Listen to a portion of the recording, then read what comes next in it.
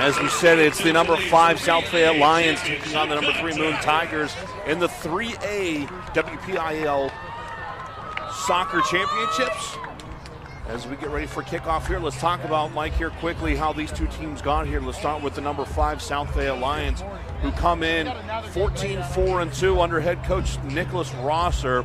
They beat Penn Trafford 5-0, the 12th seeded Penn Trafford Warriors in the first round, went on to the quarterfinals to take on the number 4 seeded Thomas Jefferson Jaguars, beat them 3-0, then went on to take on the number 1 seeded Mars Planets, went 0-0 through that game, went through overtime, ended up winning 3-2 in the PKs, which put them here to take on the Moon Tigers.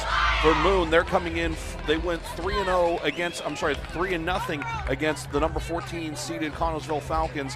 Went on to the quarterfinals to beat number 6 Latrobe 1-0, and then in the semifinals took on number 7 Montour and beat them 1-0. So both of these teams have posted shutouts through every single one of their playoff games. So letting up a goal will be a first for both of these teams. Yeah, I think that these are two teams that they've gotten here on the backs of goalkeepers that are absolutely incredible. So it's going to be Leach versus Thompson tonight, and you're looking at Leach, who's going to play in the All-American game. She's only given up 2 goals. They were both against South Fayette, ironically. And you're looking at a South Fayette team where Caitlin Thompson stopped 5 of the Mars shooters in the penalty shootout. So this should be a fun defensive battle. I can't wait to see which team breaks first and who gets on the board. South Fayette will kick things off here. They're in their white uniforms with green lettering and numbering, where Moon in the red jerseys, white numbering and white trim, as they'll go left to right. Again, we thank you for joining us here on the NFHS Network. The only loss here for one of the only losses here for the Tigers this year comes to South Fayette, in which they were the team to knock off to end a 48-game unbeaten streak for the Moon Tigers. Were South Fayette earlier this year. The only goal scored in that game was by Alex Delaney for the Lions. So you would think that Moon is wanting to get their revenge for that loss, and also the tie for one of the ties for the Tigers came at the hands of the Lions as well, a 1-1 game in that game earlier this year. So yeah, Mike, I think we're in for a really good matchup here, especially this is a sectional matchup as well, not only a WPIAL matchup, these are sectional rivals as well. Yeah, these are two teams that know each other very well. This is a Moon team that's obviously been here before. South Fayette has not captured one of these, so you know that it means a lot to this team and their community, but you can't ask for a better matchup than this. Everyone expected that it was going to be the 1 and 2 seeds, and now you're looking at these two teams here, and it's just so much fun to see a 5 and a 3 going at it. And it really doesn't feel like it should be a 5-3 matchup, as Moon is coming in as the 2-time defending WPIAL champion, winning 4A in 2001 and then 3A last year. The Tigers won Section 4 with a 9-1-2 record this season.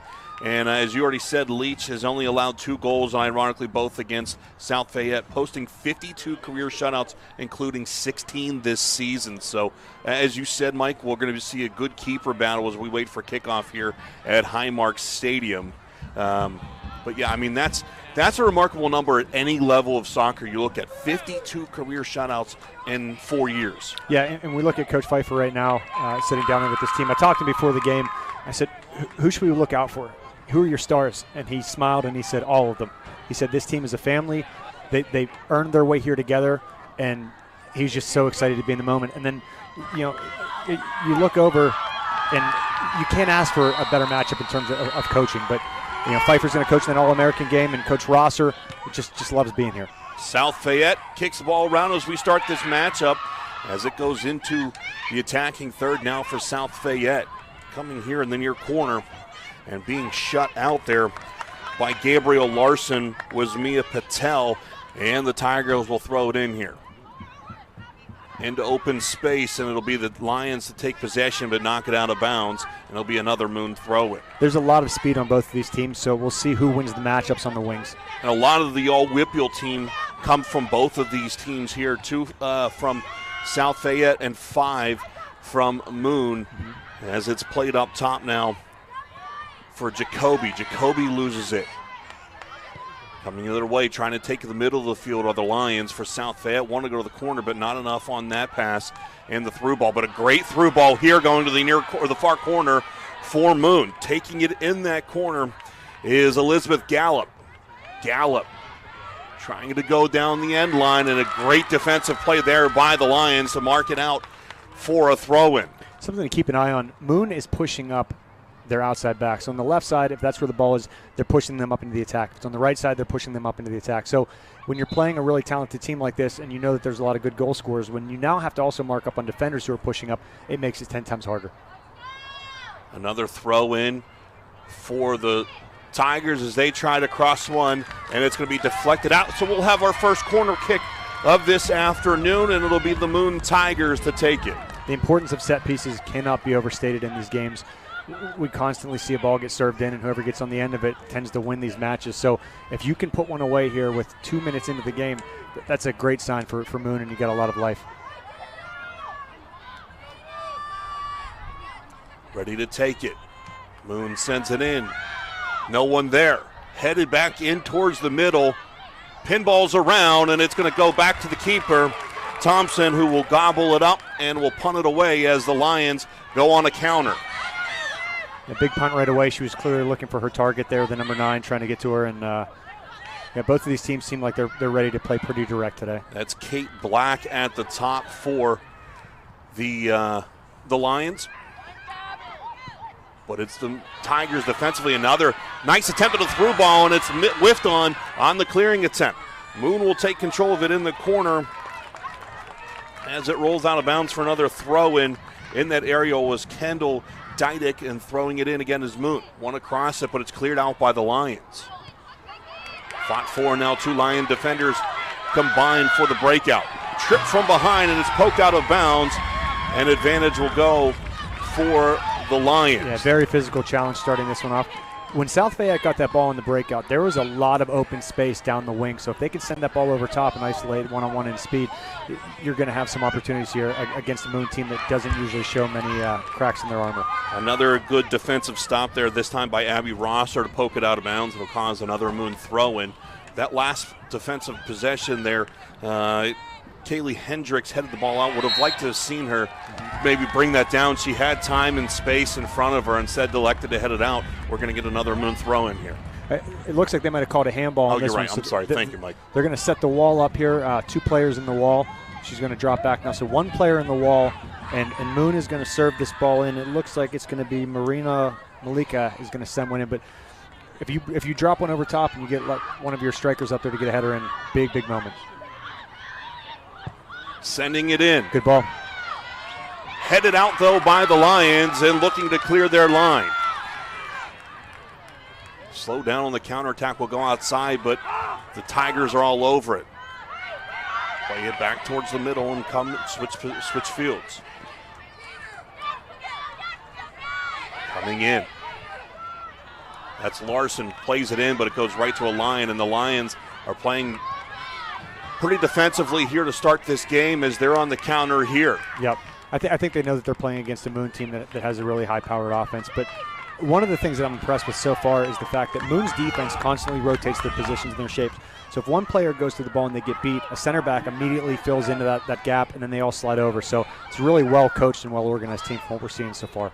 Big punt out by Leach, but the Lions take control back for the moment, and it's going to be coming the other way again for Moon.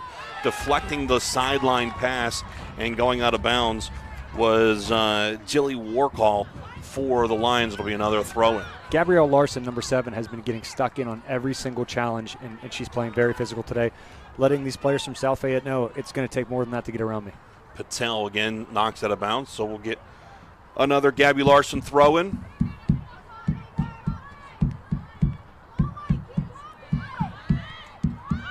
Crossing it.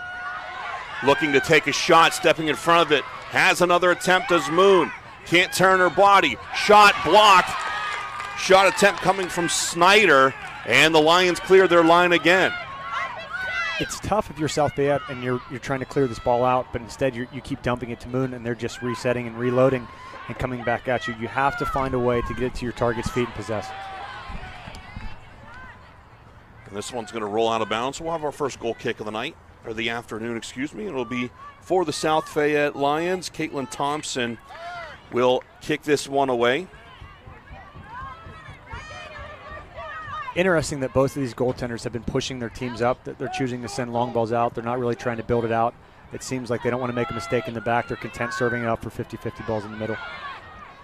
This 50-50 ball will pinball around for the moment, but it's going to be eventually taken here. Well, it was by Moon for a second, and Moon will corral it again. Here's Larson. Larson looking for something and will weave her way through. Trying to go to the corner. Great job there to bring it down is Felton. Clearing it again, though, for the Lions.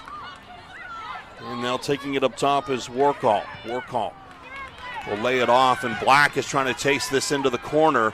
Does get there. Numbers are in favor of Moon. She goes and elects to kick it off to Shingards, and we'll have a deep throw in, an almost set piece here for the Lions. So Mia Patel is wide open on the backside of the box. As Moon's defenders are sliding over towards the ball, they're leaving some space on the back post. High throw, and it didn't look like whomever that was got a great grip on the ball to throw it in, looking to play it into the middle. It's going to be a 50-50 ball, but Leach reaches up over Warcall, and it'll be, that's over Juliana Rossi, and Leach will punt this one away. Great punt. She's got a heck of a leg on her, that's for sure. On the second bounce, that ball ended up almost in the other team's 18. That was incredible. Great defensive play there by Kaylee Hendricks to win that 50-50 ball, and now in the middle of the field is Mia Damara. Looking to play it down the line. It's going to go off of a Moon defender. That defender being Malika, will go out of bounds for another throw-in for the Lions. So we talked about that one-on-one matchup with some space on the left side of the field right now for Patel. The only problem is when you look up, she has to go against Larson, and Larson has been playing fantastic defense already in the early parts of this game. Couple of nice balls here now for the Lions, but on her back feet, turning it over is going to be Duramo, and it's going to be kicked up and out of bounds, trying to go for the line pass, and out of bounds by Moon. So we'll have another throw in here right at midfield. They're going to march her back a little bit. You see the defensive steal there.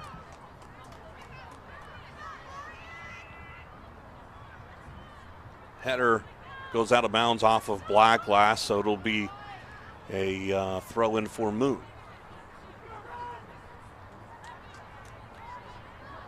Trying down the line again, coming back middle. As now that's Snyder playing the ball here to open space for Larson. Larson going one-on-one, looking for something. Will beat her defender for the moment. Great job there not to play it from your backside and get a dangerous call from inside the box. The Lions will clear it out of bounds, and it'll be another throw-in. Good run from Larson to go from the back and try to create there, but South Fayette's defenders all pinched in and denied her. Throw-in again coming off of the Lions, and it'll be another Moon throw-in. The Lions throw it in, but we'll stop it, and Larson will try again. Nice little delay of game tactic there. Both of us soccer players, we don't know anything about that, do we, Mike? Never. Never. We saw a yellow card last game for a player walking in front of a set piece trying to slow things down, and I think I've done that about 800 times. You got to do it. You got to slow it down. No counters. Here's a counter from the Lions. Black on track to take this away and does win that ball. It's going to go out into the corner, so we'll have a South Fayette throw-in. Slow it up, I think, is what Coach Pfeiffer is saying. Let the numbers come down as we do get a throw-in. Was that Olivia Rank for South Fayette that took off on that counter, number 26? Phenomenal speed. I mean, she really accelerated through that. And if you're a defender now, you have to realize, okay, not only are they good at possessing the ball, but they have a lot of speed coming at us too. That was Rank on the attack. Throw-in again from Moon. A lot of throw-ins here on the near side here early on in this game. Yeah. As Moon or South Fayette elects to take that again. Here's Rank getting it off of the throw-in. Another Lions throw-in. It seems like every game that we've covered thus far, the play has gravitated towards the sidelines for whatever reason, towards the fans. You don't usually see that, especially on the left side of the field, where teams usually favor the right. Bunch of one-touch passes. A great through ball here, trying to take a shot on goal, and a nice save there by Leach. Great opportunity. When you're playing against a goalkeeper like Leach that makes the saves that she does, you have to drive that ball across the box, across the 6, where she can't get a hand on it and hope that somebody's back door to tap that in, because she's going to make those saves all day long on the shots right at her. And Leach gets another booming punt out as Moon already in their attacking third. Trying to get another through ball, but South Fayette tall to the task. Open field, a 50-50 ball, and South Fayette elects to let Larson take this ball. Larson will make this run. Get it to her corner, and it'll be cleared out for the moment. Larson gets it back, plays it into the middle. Great defensive move there, this time by South Fayette's Rosser. Looking to clear it up, and now it's going to go back to Moon. Into the corner, looking for something here across the middle. Great defensive play, though. That one's Jilly Warcall there. Oh, she goes down and she's injured. She is holding her ankle. That was a very, very physical challenge. But the referee's saying play on, and they have a chance for the counter. They have the advantage here, and it's Renk.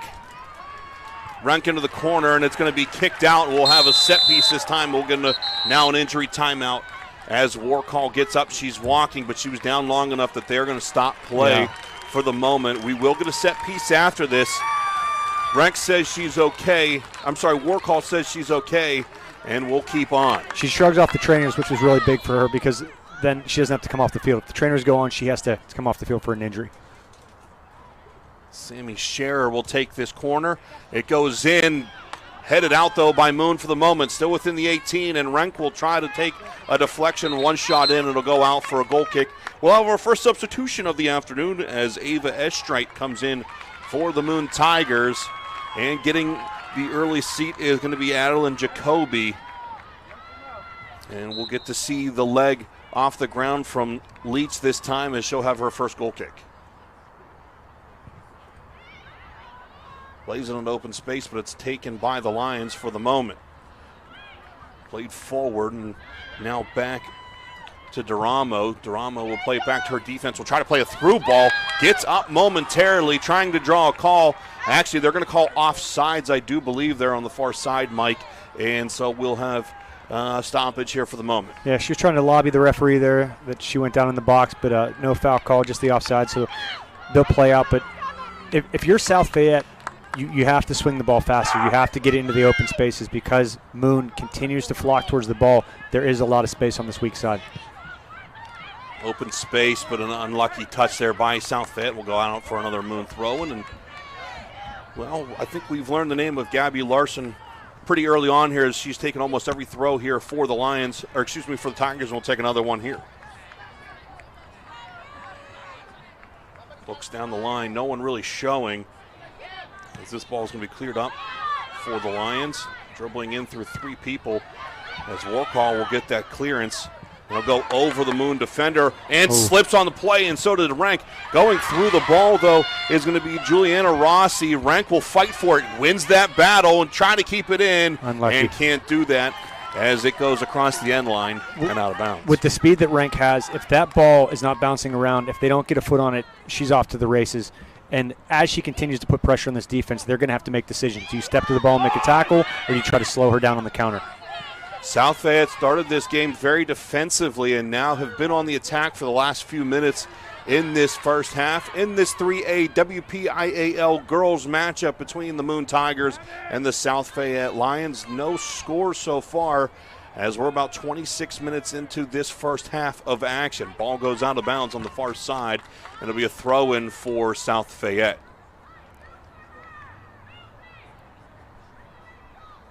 Throwing it up and trying to get the second ball on that side was South Fayette, but they'll still get another throw-in attempt here.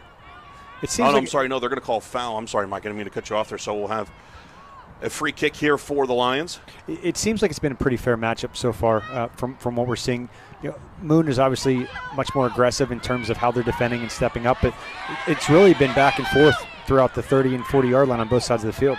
Great touch pass as Warcall will go back to her back line, and now a clearance ball up into the 18. It's going to be rattled around here for a moment as South Fayette does come out with it. Warcall will try to cross one, gets one across, and Leach is there for the easy grab.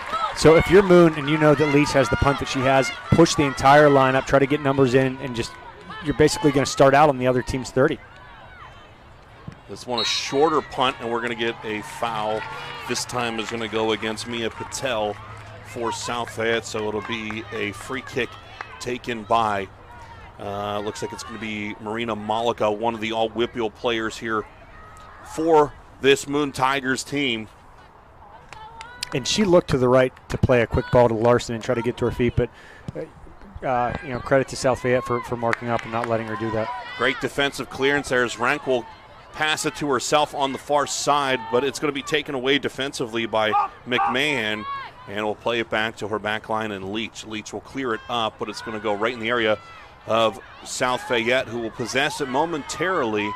Ball's been a very pinball-like game here to start this game, as it's gone around. A deep shot, a left-footed shot, maybe an ill-advised shot there taken by Mia Duramo, and will go out of bounds for a goal kick. Substitutions coming in here. One for the Lions coming on is going to be Quinn Miller, and also will be Anna Palm for Moon.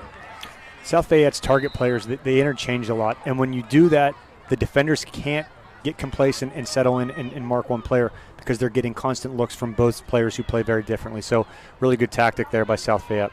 Saria Leach will play it up as Palm, who just checked into the game, will take control of this and play it down the line. Nice passing here for Moon as it's a throw ball. Great defensive play there for the Lions as they'll clear it up into the space for the Lions.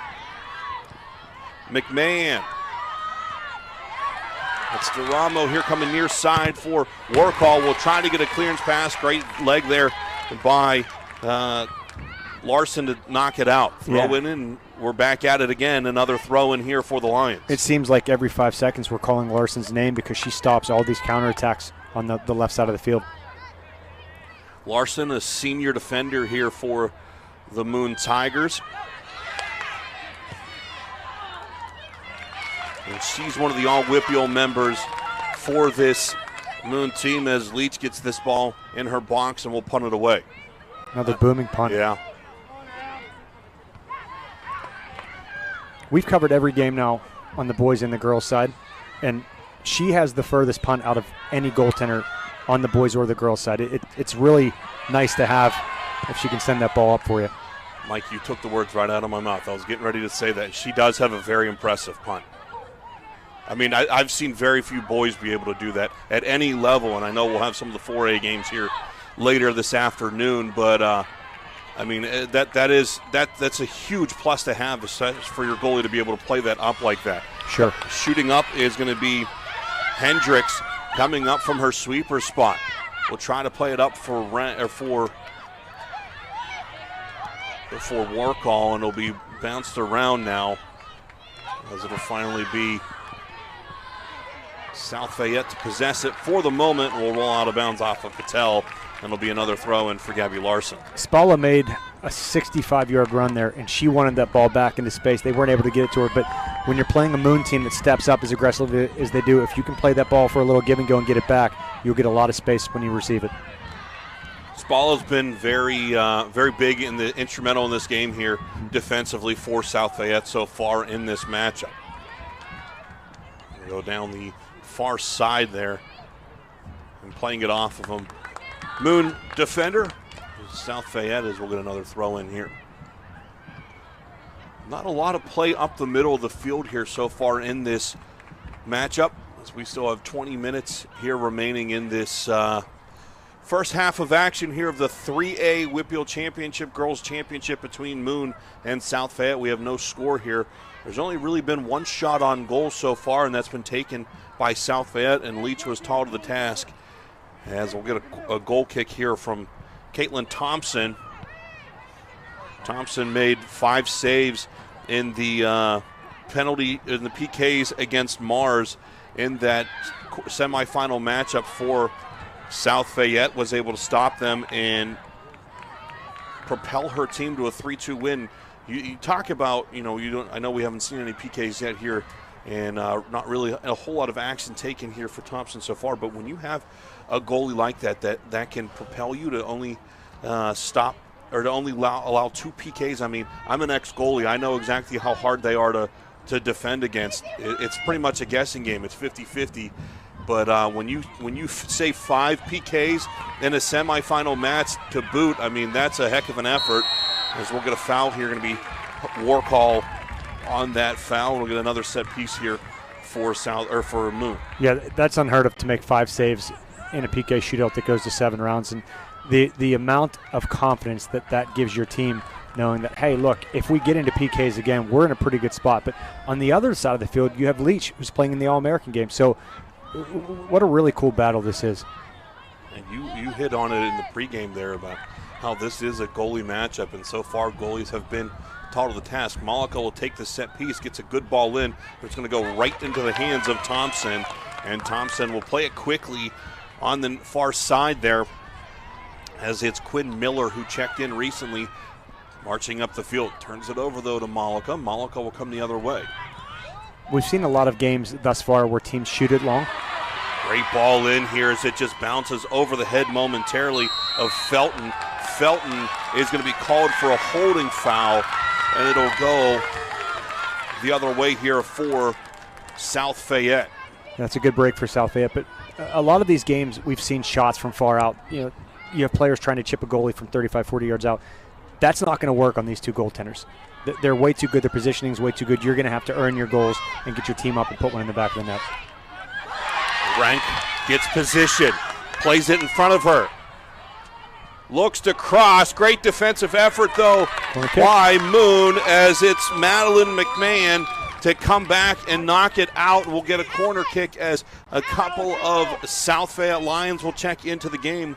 We'll have Alex Delaney as well as Emily Sinton will come in for this corner kick, and it'll be Delaney going into the corner to take this kick. Yeah, so Delaney comes right in, and now she's going to take a corner kick. So her first touch is going to be a set piece. We'll see how she does.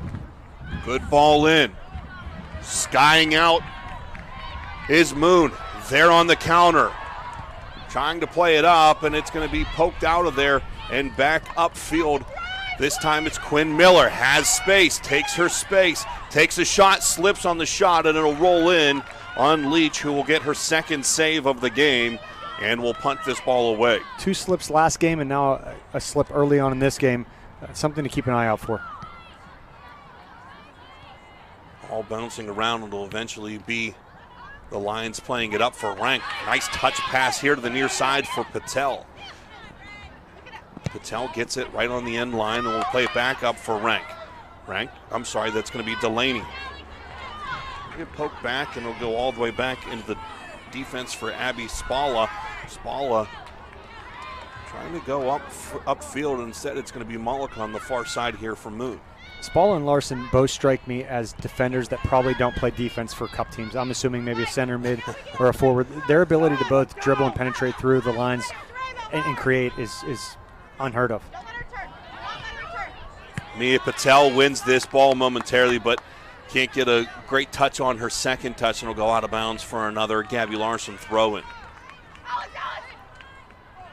Looking for something. No one checking too. No movement here on this throw-in, as now Larson will throw it down the line.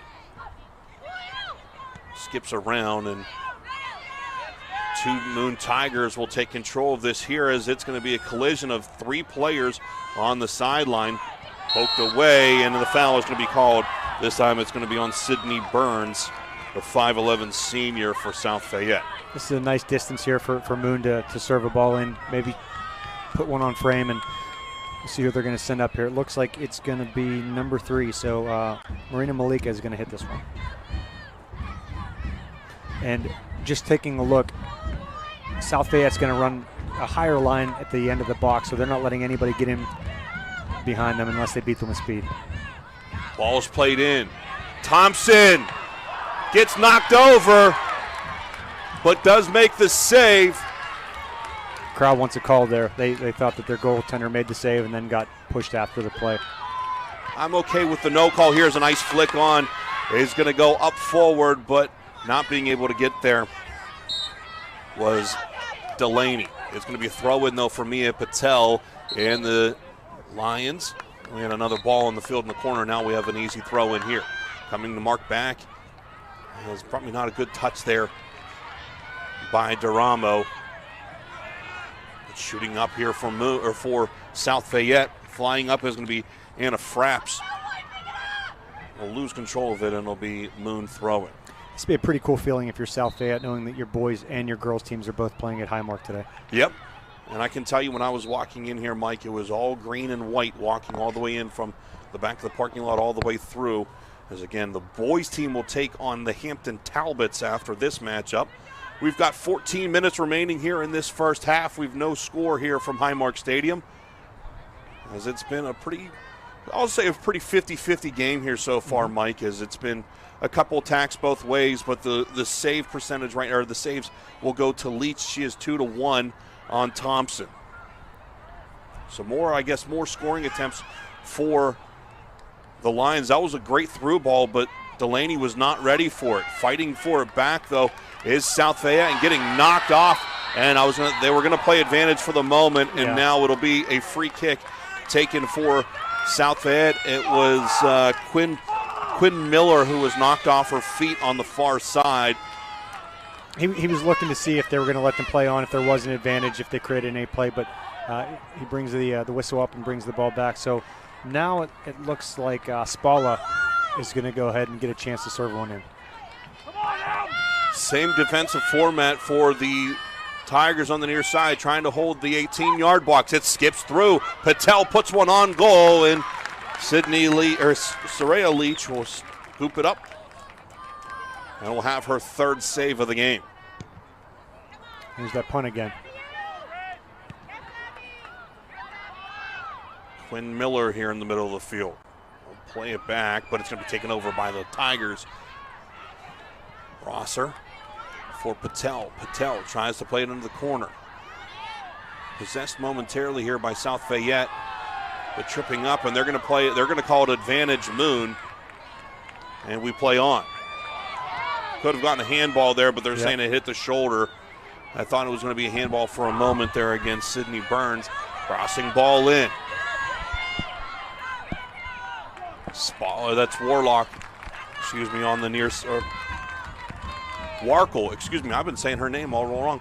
Warlock sounded a lot cooler, but Warkle is the defender there. Throw-in goes over the head of Burns, and Spalla will clear the line. Just behind Delaney. Yeah. You and I saw that same ball there, Mike, and it goes behind Delaney. I think Delaney, with her speed as well, we talk about rank speed, but with Delaney's speed as well, she could have been an open space. And I like the matchup there against the sweeper, the taller sweeper for Moon, in advantage of Delaney. Ball poked out by Larson. We'll go throw in.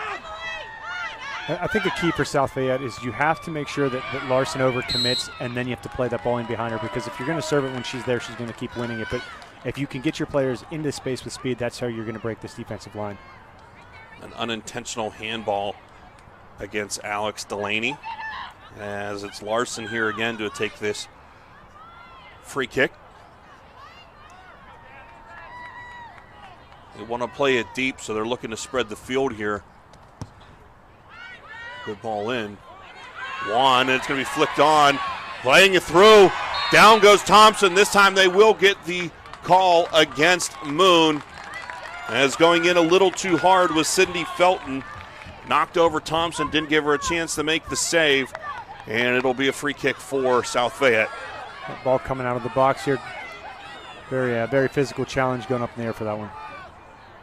Complaints coming from the Moon fans here in front of us. They're saying that it was a South Fayette player that interfered with Thompson. Good win there by Fraps. Plays it in the middle for Rosser. Rosser goes up top, looking for Quinn Miller. Streaking was Duramo. It'll be off of a Moon Tiger last, and we'll have a throw-in. Clock nears 10 minutes of play here in the first half, in the scoreless first half. Patel will get it with open space. Too much of a touch, and coming in to steal it away is going to be McMahon. McMahon coming the other way. Slowing on her run was Dydick. If Dydick stays on her feet and keeps going there instead of hesitate, she's got open field in the corner. We got a stoppage of play here for the moment. Yeah. I think there's blood on Yeah, she's got a cut on her elbow, so Larson's going to have to come out for a moment. Yep. It's the second time we've seen that in 2 games also. 2 players having to come out because of blood on the knee or elbow. I need a sub, guys, or it's going to be a hard play away. I need a sub now. I need a sub. Thank you. Now I just need a sub. You hear the referee telling the coach, we need a sub. We need a sub. Somebody has to come on the field. So coming in cold is going to be Elizabeth Gallup.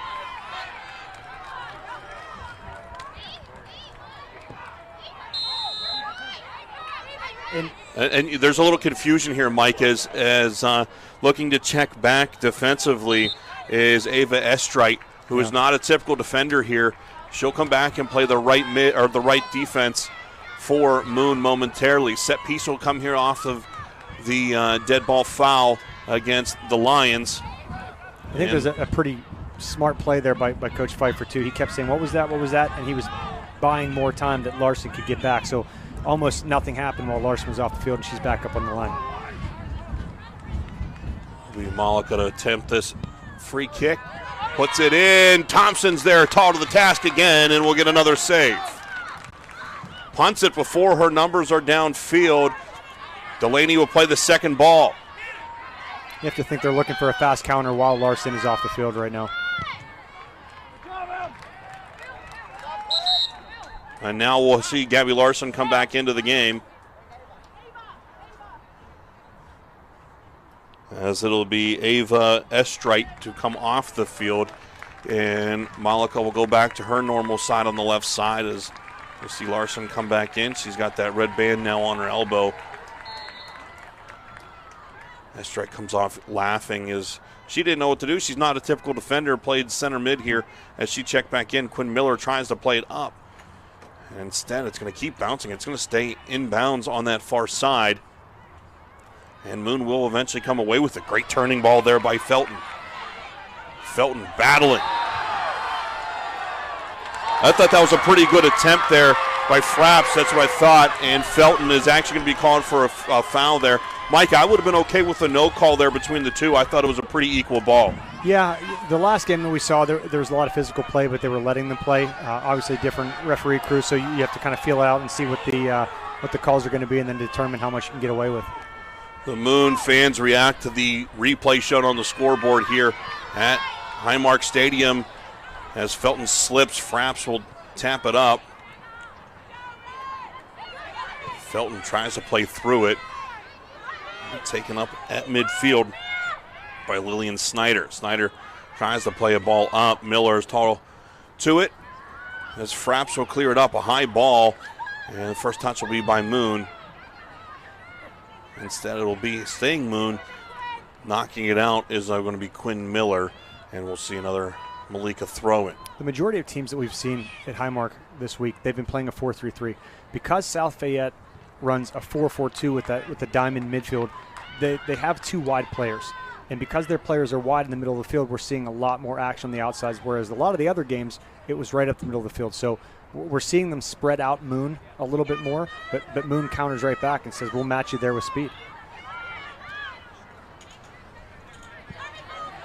Coming here near side for Warkle. Warkle will lose it as Larson comes up. Larson will play it up for Felton in the corner. Looking for something to cross. Sydney Burns knocks it out. Great defensive effort there, and we'll get a Moon throw it.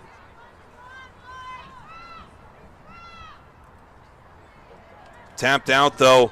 I think Felton was expected to get that ball back from Palm and wasn't able to get there enough time, so it'll be a throw-in deep in the own end for South Fayette. Warkle will throw it in, and it's going to be Larson to win that ball back in the middle of the field.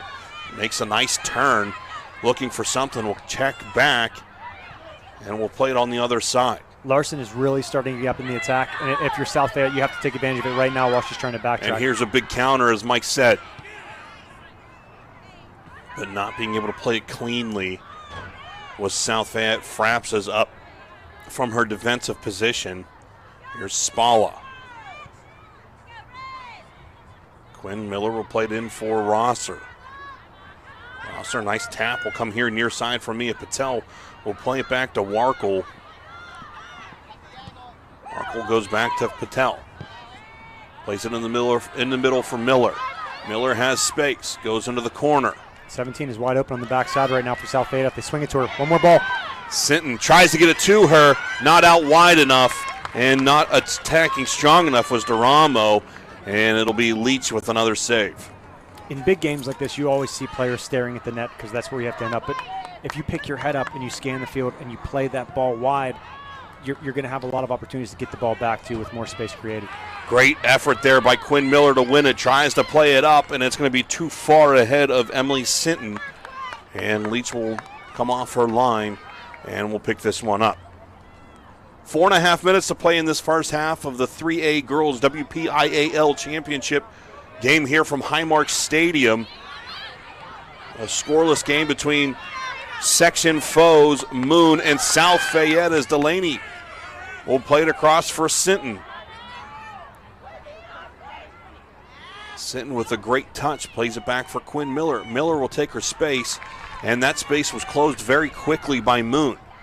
Fraps will play it up, but directly to a Moon defender as Moon, it was Burns to step to it first. This time does step it again and clears it up. If Delaney can beat Larson to the corner, it'll be a great ball for South Fayette. Larson will shield it out, and we'll have a throw-in for Moon. It's a fun matchup to see those two going at it with their size and speed. Larson she's looking a little gassed right now. She's been all up and down the field, has taken almost every throw-in for Moon so far. Rosser with a big first touch, too big of a touch, and Burns. Great job there by Felton to take on the taller Burns and win it, but it's going to be Spallo the other way for Duramo. Duramo was trying to play into the corner for Delaney, and Delaney wasn't ready for it. Leach will come off her line again. Yeah, she keeps it in, and now we get to see one of those punts again if she chooses not to distribute it wide. No one shows wide, so she will give it a nice high boot. Nice job by Rosser to just shoulder it up, but it goes right to Larson, who will take her space.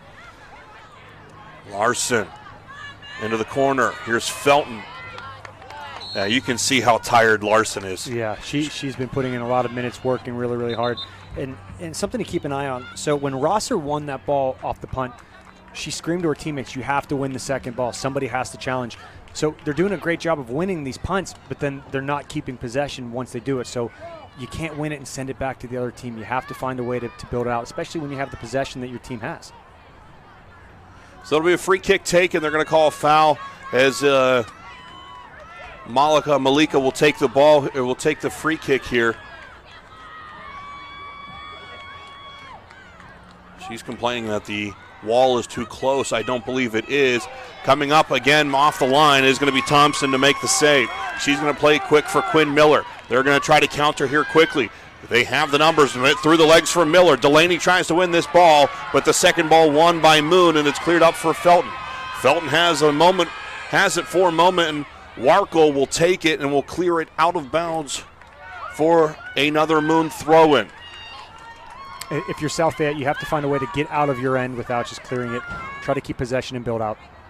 Trying to flick it back into the middle, and it goes out of bounds for a goal kick for South Fayette. I was talking to Libby Mascaro, who's one of the best coaches in the area, and she had said that Caitlin Thompson had played goalkeeper for her in futsal, and she's playing Century, and she's also on the U16 U.S. Youth National Team pool. So it just shows you how much talent is on the field tonight. I keep saying tonight, by the way, because I feel like these are night games because they're so much fun, but it's afternoon. And I feel that, Mike, because most of these games throughout the year are played 7:30 kickoffs. And with the WPIAL Championships being all day, we had an 11:15 game. This game at 1:15, we'll have a 3 o'clock game. And then I believe there's only one nightcap game here tonight from Highmark Stadium as it's Moon on attack for the moment. Yeah, I know. I remember, and Mike, you can attest to this too, going back into our days of playing, that when you play in the afternoon, you're so used to playing at night. It is a different dynamic. It is. And when you get to Highmark, you like playing under the lights. It's kind of different when here's a shot. Yeah, crossed in. a tricky ball for Thompson, but she's able to get it as she looks up into the sun, and that's where the weather becomes a little tricky. Not that it's bad weather, but with it being sunny and especially looking directly into the sun, as the sun is behind us here, coming directly from the press box into the field. So looking up into it is definitely very difficult as we're in the last 5 seconds here of the first half. We'll go into the half scoreless, and the 3A Girls WPIAL Championship game here on the NFHS Network.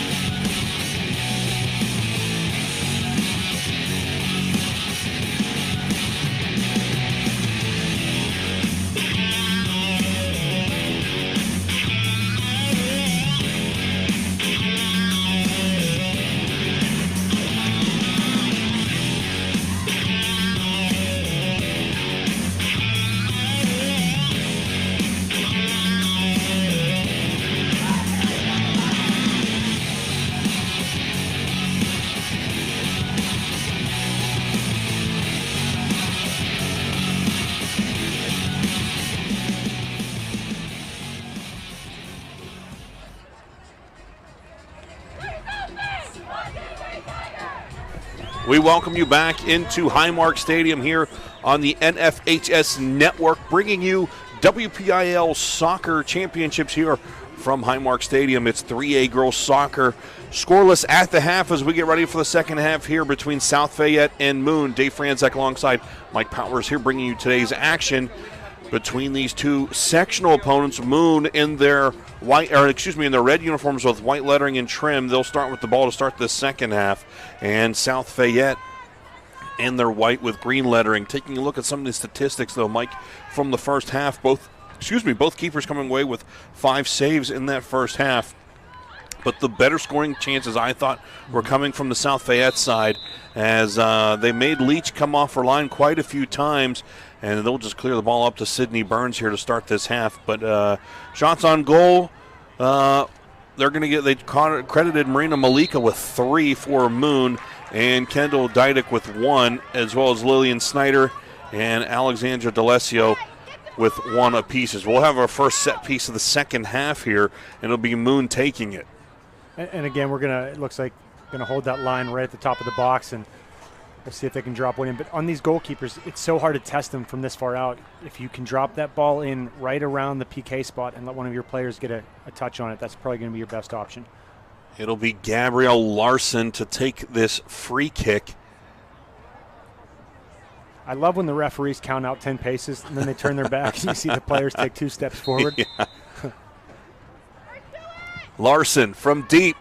It'll sail over the goal, and it'll be Caitlin Thompson to take a goal kick here for South Fayette. You had mentioned that at the end of the first half, Larson looked tired because she had done so much work. So let's keep an eye out and see how she does in the second half.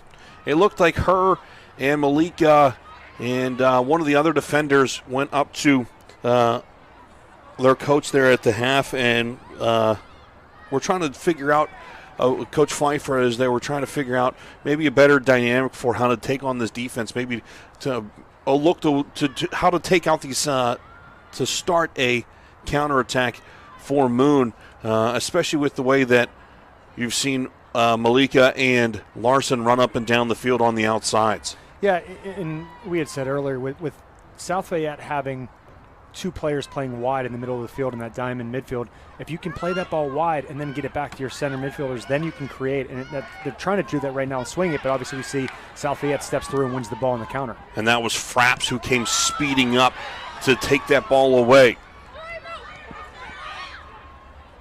DeRamo will play it back for Spalla. Spalla will play it up, and it's Rank.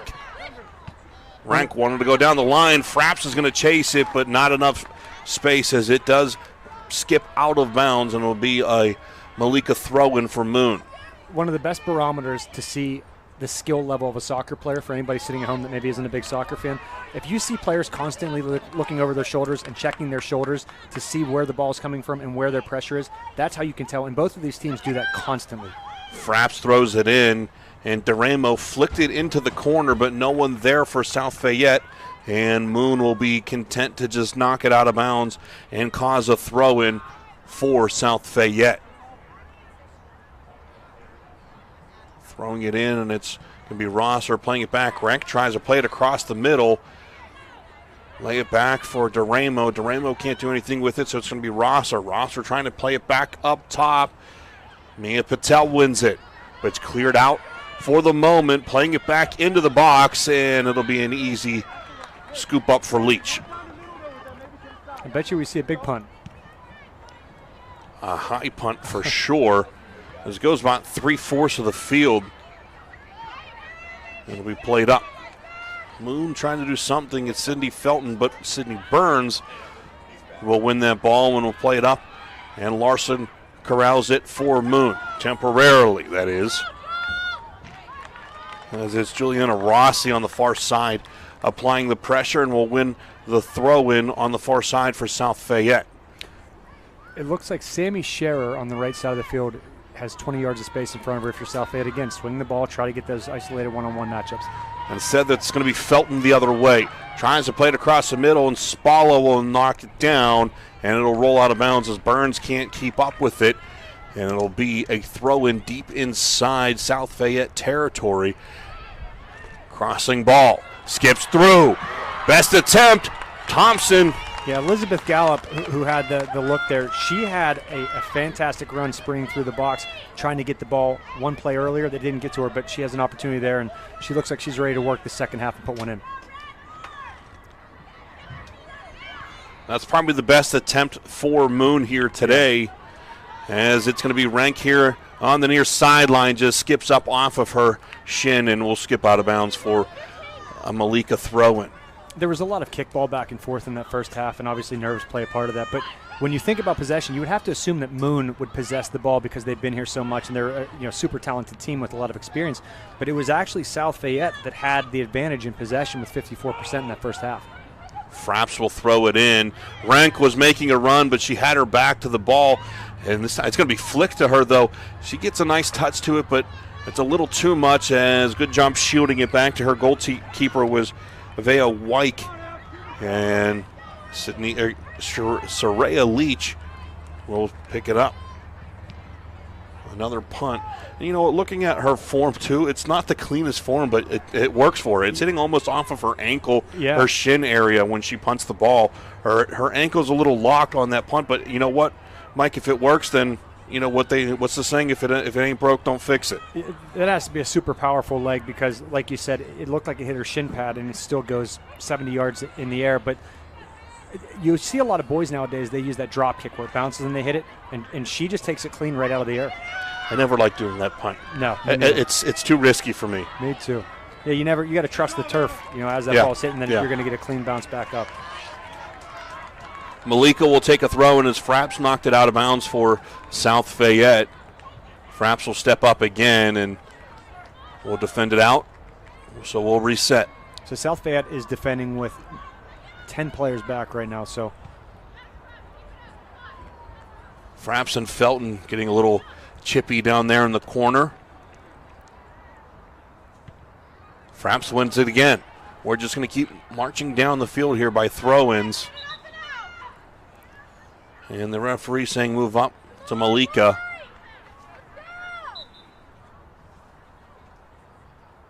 Goes back to Felton. Spalla will clear it. Got a 1-on-2 right now as they find their target. Good touch, but better defending.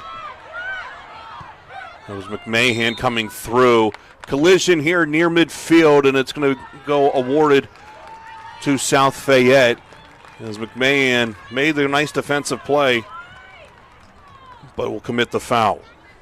Elizabeth Gallup is covering a lot of territory right now as she checks back, and she's trying to go ahead and mark up on Sammy Scherer. But these players, with the intensity of this moment and the stress, you're going to get tired, so we'll see who breaks. Spalla plays a nice ball up for Duramo. Duramo can't catch up to it, and it'll go out of bounds. We'll get a goal kick from Leach. That was a heck of a ball. It was. Traveling almost about 40 yards between the two. Leach will switch field on the goal kick. I don't know if it means anything, but both these goalies like to put the ball right at the corner of the 6-yard box. I know when I took mine, I like to play it right in the middle. You have the entire field to play with, but again, that's their style of play. I'm not going to knock them for it. Nice defensive play by Fraps as she pokes up for Rank. Will join her on the rush, but stepping up there is going to be McMahon, and McMahon will come the other way from Moon. And play it up, and Felton can't come up to it. It's going to go to Sydney Burns as she plays catch momentarily, and it'll come the other way now. It is going to be Dydick. Dydick plays into open space, but no Tigers are there, and cleared up and out of bounds. Would have liked to seen another touch there by South Fayette before cleaning that up. Yeah. Anna Fraps has to be exhausted. She is another player that made an 80-yard run up into the attack, and then she had to get back on defense. Her coaches were screaming, get back, get back. It only takes one player to make a run and then break your shape on accident because they're trying to score, and then you get countered. Two Tigers line up to check into this ball game as Spalla will clear it up. Neither one of them are on. Now they'll come in on the substitution. They were a little late checking up as it's going to be Anna Palm and Ava Estrite to check in, as out will come Gallup and Jacoby. There normally isn't a fourth official, by the way, that stands on the midline, but there is one at these championship games, so you really can't get a quick substitution in because they know that the player has or has not been standing there. Rosser wins that 50-50 ball, and it'll be cleared up by Fraps. Fraps played it up, and it was Rossi who was trying to connect with Rank, but it went behind the speedy Rank, and it'll be a throw-in for Moon. Right there. Thank you. Malika throws it up for Felton.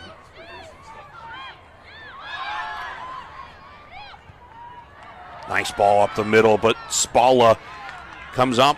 And again, another one there, Mike. I'd like to see another touch by Duramo as she had space, but it's going to be pinballed around. Here's McMahon. McMahon will play a ball up. It pinballs around. Felton. It's going to be Frapso marking back. A shot is going to be by Estrite. Too much English on it, and it will curve out and go out of bounds for a goal kick. If you're going to take those shots, I like that they're taking it with defenders in front of them because it kind of screens the goalie. If the goalie's looking directly at you, you're not going to get a shot in on these caliber goaltenders. We've seen a couple different times, though, Mike, where South Fayette has some space and they elect to go with a one-touch pass instead of taking that space, possessing it and taking the space. That one right there could have been one of those moments as it's going to just pinball around. We've said that a lot, as that's the way this game has really gone up the middle of the field. It's just been in the air, bouncing around between the two teams. Yeah, they're doing a great job of winning the ball, but then they're not picking their heads up to find their target. They're just clearing it. And again, they're clearing it right to Moon, and then Moon is able to continuously just counter back. So if you can slow it down, or if you can play it to somebody's feet and then make a run off of it and get up in the attack, you're going to have a lot more success. Duramo with a nice turn. He'll poke out to the far side, where Renk will play it back. Two defenders there. Larson is the one who knocks it out, and the ball just ricochets off the netting on the far side to keep the ball going off the train tracks and plays back into space. We still have two balls on the field right now, so play will be halted for just a moment. Throw in for South Fayette. Not a clean first touch as the two battle. Good 50-50 ball. Ooh, Mike, again, that's another one I would like to see just play it on. That is, they both went down playing for the ball, but it's going to go advantage for Moon as they'll get the call. Lucky break for Moon there, because if that ball goes to South Fayette without a call, you then have a triangle right around one player, and you have a 3-on-1 where you can kind of ping that in and get a shot inside the box. Gabby Larson plays it up, but Burns wins that touch. Nice touch in the middle, but as we're seeing a lot in this second half so far, Fraps, though, will come up, will take whatever energy he has left. DeRamo's one of those players, though, that's been all over the field for South Fayette. She just a little too tired to go get that ball in the middle. I mean, it's been a long season for both these teams, and especially for two teams who have pitched shutouts all the way through this playoff series. As it's going to be off of Fraps. No, they're going to call it off of Moon last, and it'll go for a throw-in. But both these teams are just looking gassed. A nice little wheel play there on the throw-in for South Fayette. Again, flick it up tall, and Malika will win the ball against DeRamo. The players for South Fayette right now are being a lot more vocal. They're yelling a little bit at each other, trying to get them pumped up. Moon is staying a little bit more positive in their messaging, but they're not communicating as much. So we'll see which one gives their team the boost of energy and confidence they need. Juliana Rossi bites on that ball, leaves her feet, and allowed Larson to get upfield. Played a nice ball, and Larson will win this ball back for the moment and play it forward. A one-touch pass, and it's going to be ricocheted back up, and here's DeRamo trying to take advantage of Larson being down. Rank is trying to win that ball against McMahon. She'll get there. McMahon will get there first. Rank fights back, wins it, and is going to be tripped up by Larson. Play on. Felton the other way. Goes into the corner against Burns, crosses it, and it's going to just go behind the end line, and we'll go for a goal kick. So Moon has 4 defenders in the back, right? So it's a flat back 4 with 2 center backs, but they have number 19 and number 24 on their team. They have D'Alessio and Snyder, and they both drop back, so you almost have 6 players that are constantly defending for your team. So, again, it's so hard if you're South Fayette to try to break that line when there's 6 players marking 1. And, Mike, I think I go back to that point where I was saying you're seeing a lot of one-touch passing from South Fayette when there are times where you can possess the ball, and I think possession there is what is the perfect counter for that. Mm-hmm. If you can get a nice possession, yeah, you want to go with speed, but if you can get a good possessed ball, as here's a ball, Ranks in clean, and it's going to be Leach, though, coming up off of her line. Good job there by Leach to make the save, and we'll punt this ball away. Another high punt, this time a little bit shorter as it goes near midfield, and Mia Patel will win it. Played up, though, by Moon. Felton will control it. Turns on Burns. Marking back is Patel. Trying to go into the corner there for Dydick. And a good defensive play by South Fayette to knock it out of bounds. Spalla will flick it up, and I think that's probably a play Thompson should have come out and grabbed that ball. There was a lot of open space there for her to be able to safely do that. And we'll have a corner kick by Moon. Taking it is going to be Kendall Dydick. Yeah, Spalla didn't know who was behind her, so she wanted to head it out. But if you're Thompson, you can see the entire field from your angle. Call her off and just step up and grab that. Cross comes in. Flicked up by Larson, and it's just wide. She just has like a natural instinct to her that she knows how to flock to the ball, and she wins it whether she's playing defense or offense. She was clearly the target there, and great job just kind of floating over the ball and getting a header on it. And again, we have both teams kind of pushing up. We've yet to see any building out of the back with possession. DeRamo wins the ball there, and we'll just play it up for Rank. Rank will lose it to Larson. Larson with a great turn on Patel. Takes her space. Takes a little too much space as Burns will win it, and Spalla will clear it. Another great run, though, by Gabrielle Larson as she gets ready to throw this one in. And again, the way that Moon rotates their defense, she's able to get up and they still have numbers back defending. So great coaching and great formation and tactics by this young team. McMahon will get it on the play back, but Rank is pressing up on her quickly. Plays it back to Leach, and Leach will pop it up in the air. DeRamo will come up and win it for South Fayette, and we'll go to McMahon. McMahon plays it into open space for Malika, who smartly just kicks it out. And we'll get 3 subs as Fraps wanted to go quickly there. A little disappointed she has the subs coming in. It's Alex Delaney, Quinn Miller, and also Emily Sinton for South Fayette coming in. As taking a seat is going to be Rossi. amongst them, and Rank's coming out, and I didn't see the third player come out, but 3 of them come off for South Fayette. Fresh legs in. If I'm I was going to say, if I'm the track coach for South Fayette, I'm calling Rank as soon as this game's over. She doesn't run track. She is phenomenally fast. Delaney almost wins that ball, but it's going to be Quinn Miller to come up with it. Malika will try to step out. Miller wins it back, sends it into the middle, and it's going to be cleared out by Moon. One thing is to kind of note here is Fraps throws it into Miller quickly. Moon has not used a lot of substitutions where the same 3 came on about the same time period for South Fayette in the first half. Being tripped from behind by Rosser was a Moon defender. Looked like she got stepped up on. We're going to have a quick timeout here to assess the damage here. I believe that's Anna Palm in the middle of the field who got her ankle stepped on. Coming over to her aid is going to be Lillian Snyder, as well as Alexandra D'Alessio. If you're playing on a field this size, and it is bigger than what they're used to, substitutes matter here. So if you're Moon, you obviously want to, you're trusting your players, but South Fayette substitutes and they immediately get a surge of energy. So we'll see which tactic works out, but if you're Moon and you have the depth, it might not be a bad idea to use it with the subs. Big ball played in here after the free kick. It bounces around. Palm plays in the middle for Felton. Felton turns. Spalla goes through it and clears it for Patel. Good defending by Spalla. Patel knocks it out of bounds, and the momentum starting to swing in the area of Moon as Larson will take a throw-in. Fanny is going to check in for South Fayette when they get their next throw-in attempt or goal kick.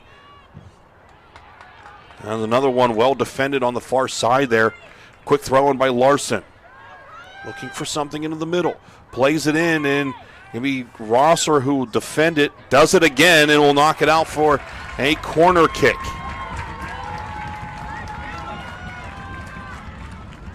And it's going to be Kendall Dydick to take this corner kick from the far side. So right-footed kick here. It's not going to be an in-swinger. It's going to swing out, but let's see if they can place one in. It's low. Delaney wins the ball. Will go out and take on Palm, and it's going to be a nice defensive effort there by Alex Delaney, as now we'll get another substitution in. Deanna Canafani will come on for the first time, and coming off is going to be Mia Duramo, who we talked about just kind of looked tired there to start the second half. Yeah. Give her a quick breather. She's been instrumental on both ends of the field here, really at all parts of the field here for South Fayette, as Larson will knock this out for a throw-in. And when players come out in these games, it doesn't seem like they're coming out for a long time. The coach is trying to give them a quick break, get some water, talk to them, maybe make some tactical changes, and then get them right back in. Open field for Felton. A great ball to her. Spalla will come up with Warchel and will combine on the stop. It's going to be flicked around, though, and Spalla comes flying through again. She's got a ton of space in front of her. She does. She's plays fun to it watch. up. Yep, plays it up for Delaney. Delaney looks upfield, plays it into the corner. They'll keep going. That's Emily Sinton with the ball. Takes on her defender. Wins momentarily, and it's going to be shielded out of bounds, and will go for a goal kick. So tactically, South Fayette, they're doing a good job of getting these fast breaks, but all of the balls that they're playing them to the corner, and the runs are coming from the center of the field to the outside. If you can start a player wider and then make that run from the outside of the field to the inside, that's how you're going to get looks on goal, not by getting to the sideline. Quick goal kick there as go for the possessional play as Fraps tries to clear it up. That's straight. We'll play it back for Palm. Palm goes into the middle, goes up for Felton. Felton one-on-one with Spalla, and Spalla's going to play it back to her goalie to clear it. Thompson does so, goes to empty space for Larson on the far side. Larson will possess. Tries to take on Patel, plays it in. It's too high. I don't know if that was intended to be a shot, but that's a heck of a shot from that distance on the move. And great coverage there by Thompson to make sure she had that post covered. Yeah, that was a great look there. I'm not sure Thompson knew exactly where she was and where that ball was coming from, because when she slid over to the left, she was on one leg making that save. Thompson will play a big ball up on the goal kick. It'll go off of Canafani, And we'll come here near side where Sinton will keep it in. Plays a give-and-go game as Canifani will win the ball off of Malika. Malika, again, looking a little tired here on the near side. That ball is, okay, I wasn't sure if that was going to roll out in totality on McMahon's foot, but it does. So it'll be a throw-in for South Fayette. The counter was stopped, but that's the run that you want. You want the ball wide. You want somebody trying to cut in with it. So if they can continue to do that, they should have some good opportunities. Mia Patel was not ready for that ball to come into the middle. Spalla will win this ball, and great effort to do so. It's Larson on the far side now for Moon. 18 minutes remaining just about here in this regulation time for between Moon and South Fayette in this 3A Girls WPIAL Championship. We'll get a corner kick here for Moon as Dydick, the best opportunities they've had so far, other than that Larson shot just moments ago, have come off of corner kicks for Moon. But this 3A matchup between Moon and South Fayette. Possible short corner here? Yeah, it's going to be Estrite who's going to go over, try to pull out. I believe that's Alex Delaney on the far side. They're going to switch it up, and Estrite's actually going to take the corner kick this time instead of Dydick. They definitely were trying to set up a short play here. The referee, I'm thinking, is going to back up South Fayette, and they're going to serve one in, but they wanted a short corner. Nice ball in, headed around. It's still loose, and it'll go out of bounds. They're going to say it's last touch by South Fayette, and we'll get another corner this time on the near side, and it's going to be Marina Malika to take it for Moon. This time with the right foot, as you heard Mike say before, the way that it is with right footers here, this one will swing in towards the net, so Thompson's going to be ready for that on the near side. Malika, good ball in, short ball, it goes on top of the net, and will go out of bounds. That had some spin on it. Obviously she was trying to serve it in, but it looked like she was trying to bend that ball, and that was a really nice strike. Yeah, Frapps was on the near post. Even that would have been too tall for her. If you're Moon, you've seen all these corner kicks. You have to find a way to put one in the back of the net. I mean, it only takes one to get you up 1-0 with 16 minutes left, but you have to find a way to get a header on that.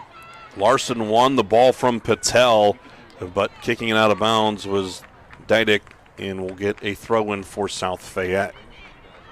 Warchel will throw it in. Dydick will step in front of it, went it to Felton. Felton wanted to go back to her.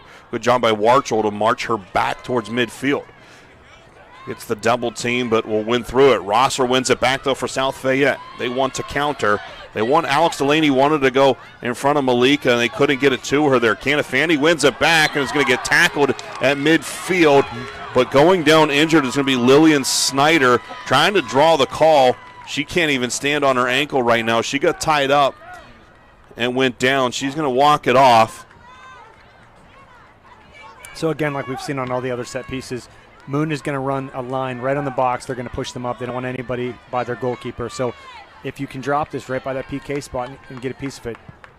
Frapps plays it in, and it's going to go towards nobody and will go out of bounds. Abby Spalla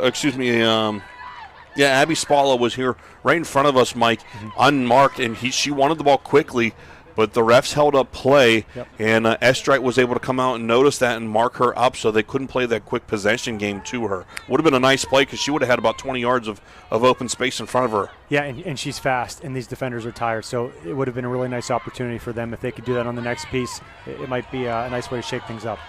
Sinton wins the second ball, and it'll just pinball up for Larson. Larson will win it up for Abby Palm, but Frapps comes up. Nice one touch to Delaney. A little bit of too much speed on it, and Delaney wins it off the pop. Plays it outside here for Quinn Miller. Miller wanted to play it across. Again, would have been probably a good effort to have a touch there before playing that ball across the middle, as we're going to see Duramo, Renk, and Rossi all check back into this game for Canifani, Sinton, and Alex Delaney. If you're going to try to have a shot or a cross there, you have to square your hips up, and you don't have to put a lot of power on it because the ball's already coming at you so fast. So some of these younger players, they see that opportunity, their eyes get big, and they swing really hard, and sometimes just take that touch, settle it down, or just serve one right back in. Leach plays the goal kick out, and it's going to be Duramo to take it for South Fayette. Took maybe one too many touch. Nice job by Moon to mark back. Nice slide tackle. As they really just suffocated the middle of that field defensively. It feels like the momentum is shifting right now in the favor of South Fayette. Throw-in went to Quinn Miller. It'll be marked out for Rosser at the moment. Abby Spalla will get in on the back side. Plays it into the middle for Rosser, who has some space.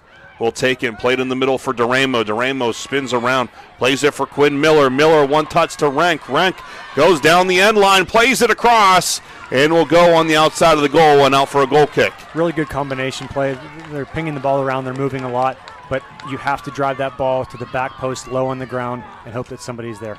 Elizabeth Gallup will check back into the game for the Moon Tigers with about 13:20 remaining in this 3A Girls Championship game here on the NFHS Network at Heinz. Soraya Leach, who's been pretty active here today, boots it out. Rank will come up and win the second ball. Keep on it as she'll take on Malika.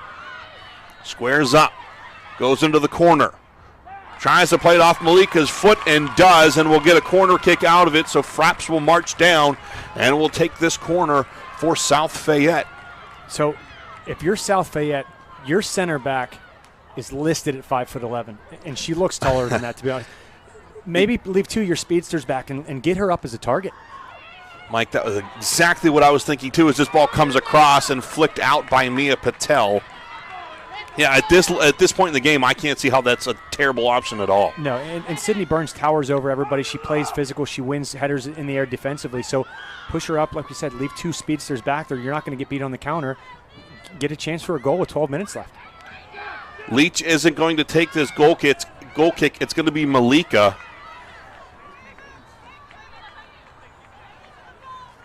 And they'll switch the sides of the field, and Moon kind of spreads it out a little bit here as Malika will play it up. Nice kick. It's up to Felton, but Fraps wins the second ball, plays it up on the clearance. Coming up, Leach loses the ball. Plays it across. Leach is there again. Quinn Miller notices it. Miller plays it in the middle. Nice job defensively, though, by, that was Lillian Snyder. The counter is on. Burns wins it, though, for South Fayette. But she wanted to play Patel. Patel wasn't on the same page, and McMahon will get the ball for Moon. This is when the pressure starts to rise, Mike. We got about 11 and a half minutes remaining in regulation here between these two games, these two rivals, Moon and South Fayette, and you're starting to feel the pressure. Yeah, and that save that Leach made, got a good ball in here. Estrite plays it up. Back door wide open. Back door, nice job by Cindy Burns, though, to be there and stop that out of bounds for another corner kick. These defenders are visibly gassed, and because of it, we're starting to see a lot more runs into space, and you wonder which team can sustain this for the next 11 minutes. Estrite is going to be the one to take this kick. You just saw the replay of the Soraya Leach couple of saves. Good job by her to be really big there down in her own box, right on, pretty far out in the corner. Estrite, good ball in. It's high. Larson clicks it over, and it's going to be too high and out of bounds. Another good effort, but it just seems like every 5 seconds we look up, it's another corner kick, and neither team is able to take advantage of it. It only takes one. Thompson plays it up. Duramo. Now to Miller. Snyder wins it for Moon, and will come near side here for Gallup. Gallup plays it back, and they're going to play it forward. Here's Ava Estrite. Estrite crosses it. Felton has a chance. Too high. Big opportunity there. She has her hand on her face. She knows that was a really good opportunity, but just right when you said it felt like South Fayette had all the momentum, turn it the other way, and it's Moon who has it right now. They're going to have Fraps take this goal kick, so now the goalies for both teams are no longer taking the goal kicks. And as you said, Fraps here will play this ball up.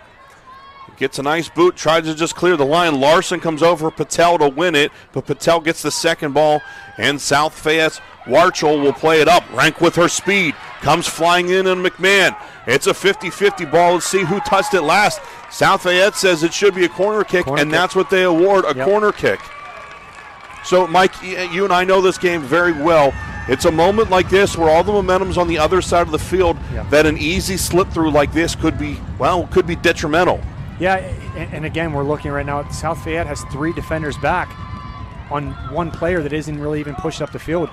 So Yeah, okay, they're going to Spalla comes up now. Spalla sees that as she'll check up. Yep. And it's going to be Fraps to take the goal, or the corner kick. So they're going to man mark on Moon on the outside, and then they have a zone with 3 in the box. Nice ball in. It's long. Miller out of bounds.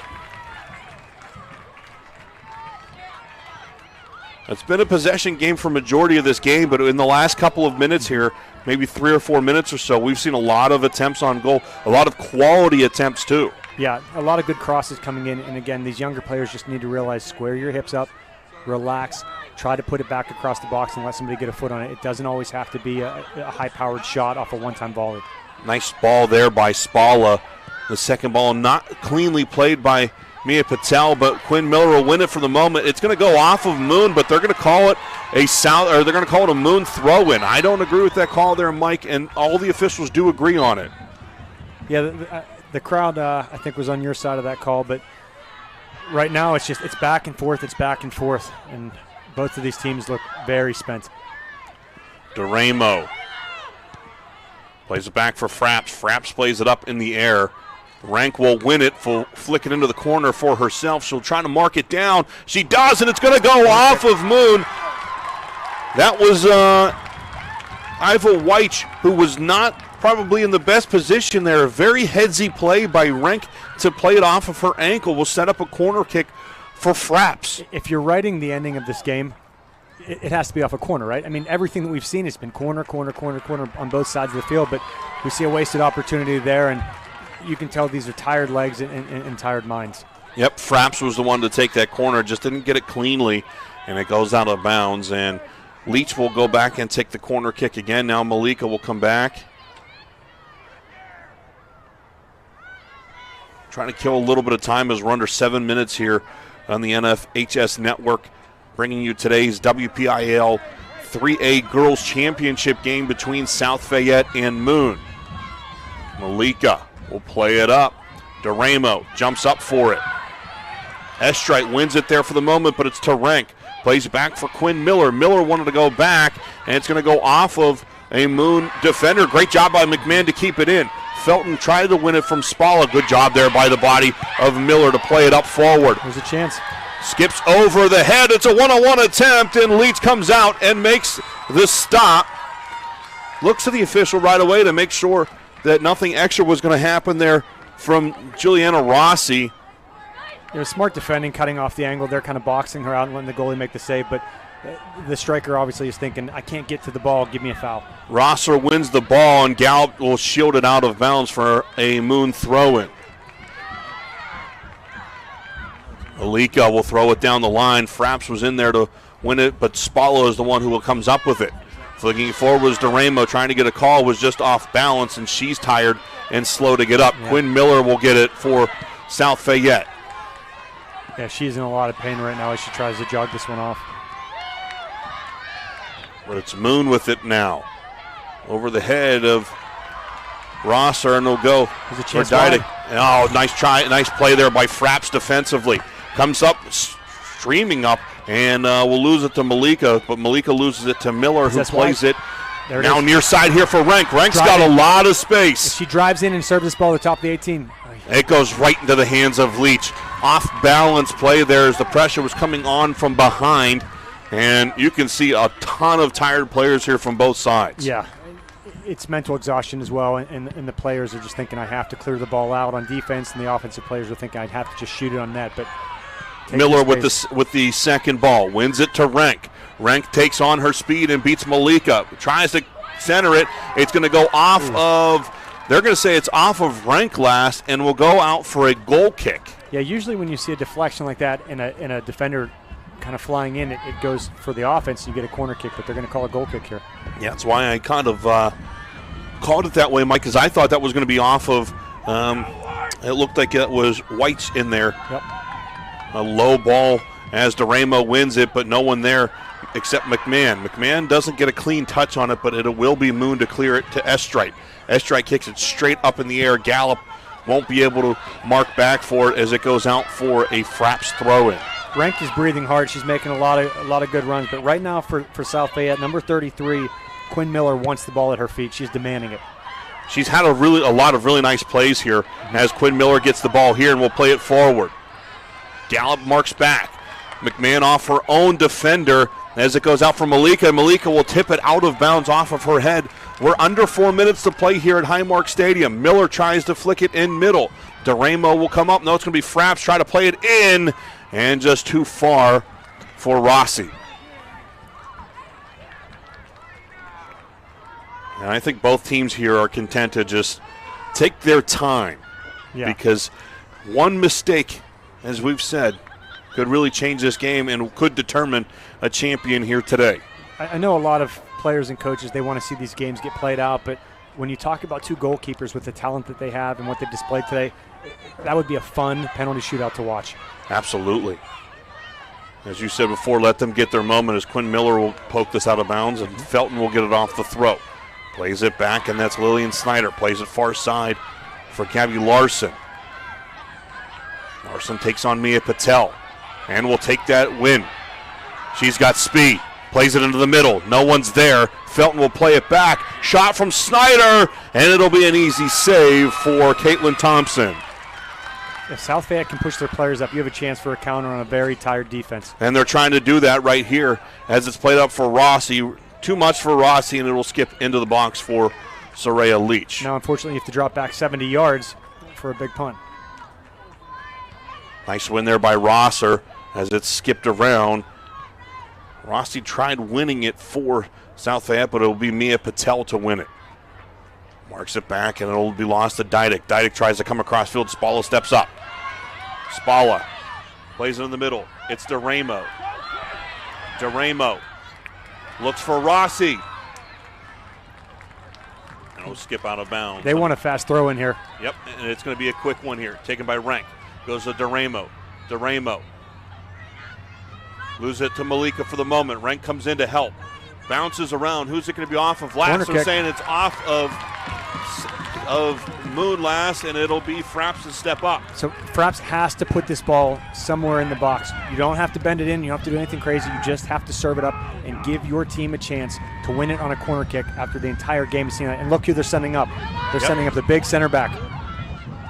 Plays it in the middle, and it's going to be Leach to take it off of her own defender, Snyder, with 1:20 remaining here in regulation in this 3A Girls Soccer Championship. Not the best punt from Leach, and Frapps will step up, but it goes to Elizabeth Gallup, who plays it in the air. Warchel will clear it up for South Fayette. Too tall for Mia Patel, but she smartly takes the second ball.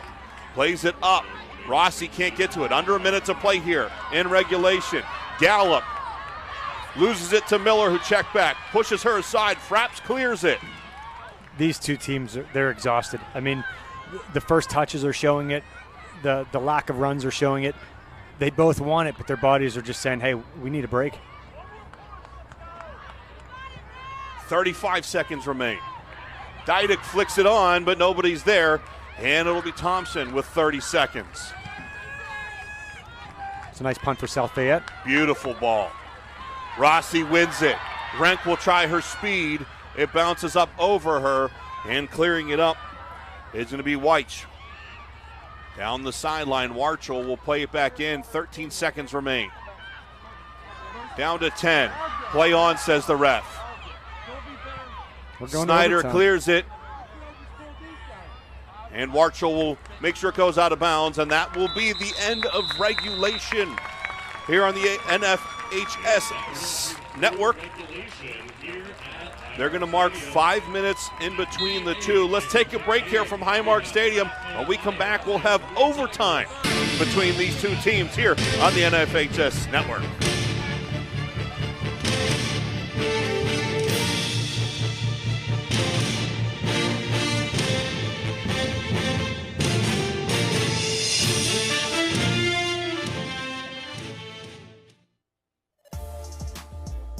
This presentation of the NFHS Network is brought to you by Academy Sports and Outdoors. Have fun out there.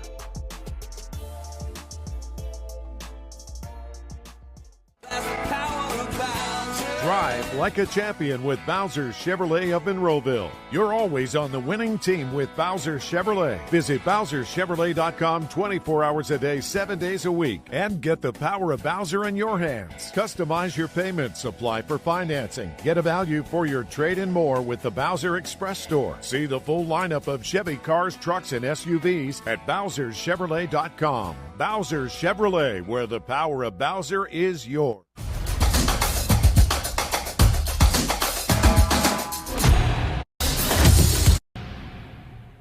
With AHN. Banking can be just that. We've got you covered. Back into Highmark Stadium here. Dave Franzak alongside Mike Powers here, bringing you today's action. Mike, we have had a heck of a game, but if there's anybody who's ready for overtime, or you would think would be ready for overtime, it is South Fayette. They won in PKs in the semifinals against the first-seeded Mars Fighting Planets. And so, yes, that will add to your exhaustion, but it also gets you battle ready for this overtime period. Yeah, and it's a team that's built for this, but both of these teams, they want it so badly that they're making great runs. They're trying to do what they can, but they're both exhausted, and it's been a lot of kickball for the latter portion of the second half. So I think whatever team maybe slows this down, plays some possession, and baits the other team in and takes their chances is going to win this. But if it does go through 2 overtimes and goes to a penalty shootout, what a spectacle that would be with these goalkeepers. So you're getting free soccer here on the NFHS network. Here at Highmark Stadium, home of the Pittsburgh Riverhounds of the USL. Coming up after this game, we'll have boys action between the Hampton Talbots and the South Fayette Lions. It'll be Sean Myers and myself bringing you that action. But for now, we still have overtime. We're about a minute away from kickoff here, and these teams will use every bit of that last 45 seconds to get some rest, to get some water, to discuss their strategies coming into this. The South Fayette's coaches still in the huddle there with their players, and will now get ready to take the field. The players, they settle down and they calm down as the game progresses, but then whenever you get into an overtime, all of a sudden those nerves come back, right? So they've had 5 minutes to sit and think about everything. They're going to come out and play. But we saw on Thursday night, Fox Chapel's girls, 35 seconds into overtime, took advantage of one opportunity and they won it. So if either of these teams make one mistake, mentally or physically, or if they sit back, that could be the difference here. It is sudden death here, so next goal wins. Sudden death sounds a lot scarier than golden goal, doesn't it? Oh, you know what I mean. I forgot we call it golden goal. I call it sudden death too. Especially in this kind of situation, it's going to be a golden goal to end sudden death. Absolutely, I like that. Rank will get it here near side for South Fayette as they start with the ball here to start. Ooh. Rank just went right through Lillian Snyder, and Snyder slow to get up. Looked like a rag doll getting back up, but does get up and moves. There have been some very physical challenges, and hats off to these players. They continue to get back up and march forward, and you're not seeing a lot of these players come off the field or have trainers come get them. So very, very tough teams out here. Malika will take it for Moon. Plays it up, tries to flick it on. It does make its way through to Felton. Felton turns, gets cleared by Burns as it was Spalla who matched up with her. East Stripe will take it for Moon, but Patel wins it back off of her. Playing it up now and looking for Rossi. Rossi wasn't sure what she wanted to do with that first step, and will lose it back to Moon. Pinballs around, kickballs around again as Burns will come up and plays it for Patel. Patel looks to go in the middle, doesn't have a clean touch and loses it to Lillian Snyder. Tries to go back, but Snyder goes through. Snyder plays up for Felton. Spalla is there step for step. Felton loses it, and it'll go, are they going to call it a corner kick? Yep, it is a corner kick for Moon. And as you said a couple times here, Mike, there have been a lot of opportunities for Moon to have these corner kicks. None comes bigger than now. Yeah, and you have to think, if you're sending this ball up right now, Larson has to be the target, right? She's been winning everything that's been sent to her, and great opportunity right now to end this game and be a WPIAL champion again. Not a good ball as it's a low ball played up towards the top of the box. Snyder keeps it alive, plays it outside, stepping up, Dydick, wide! Thompson was there to cover it, but it went wide and hit the back net post, and we'll get a goal kick from South Fayette. Larson ran over, tapped her on the shoulders to pick your head up. Great opportunity. They're very confident right now. That gave some energy, and if you're South Fayette, maybe wipe off the sweat from your forehead, because that was a very scary opportunity. They live to see another moment, and it's a goal kick taken up, and Duramo will get a high boot. Very close to a dangerous play there, but play on. Stepping through is McMahon, plays it up. Estrite will play it up. Pinball around. Spalla, very aggressive up through there, and it's going to be cleared out by Rosser. Goes straight up to Malika. Malika didn't get a good touch on it. A clean touch, and it's going to be played up for Renk. Renk wanted to go outside, but Patel's not running with her. Yeah, now Renk runs through. Renk with Larson. Larson wins the matchup, and it's going to hit the end flag and go out for a corner kick. And Renk she's laying on the ground. She is in a lot of pain right now.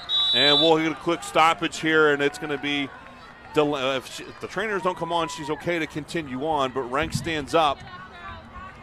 She's not coming out of this game as she wears that captain's armband for South Fayette. Delaney was ready to go in case she couldn't go. Actually, they're going to call a throw. Oh, no, okay, I was going to say, Patel lined up for a throw-in, and I thought they had called it a corner kick. Now Frops will come up to take this corner kick. That was the matchup everybody wanted to see. It was Larson and Renk, and it lived up to the potential and the hype. Renk comes limping off the field. They will substitute her out as Alex Delaney, who was the one defeated Moon and the only goal scorer in that game when Moon lost to South Fayette earlier this year. Corner in, too high for Rossi, and it skips way out far wide as Scherer will possess it there. Good ball in. Delaney, one-timer, and it's going right into the hands of Leach, and Leach will mark out. If that ball skips across, Juliana Rossi wide open at the back of the six to tap that in. Felton wins it off the big booming punt, plays it back, and it'll go into open space where Warchel will have plenty of time to possess it and take that space.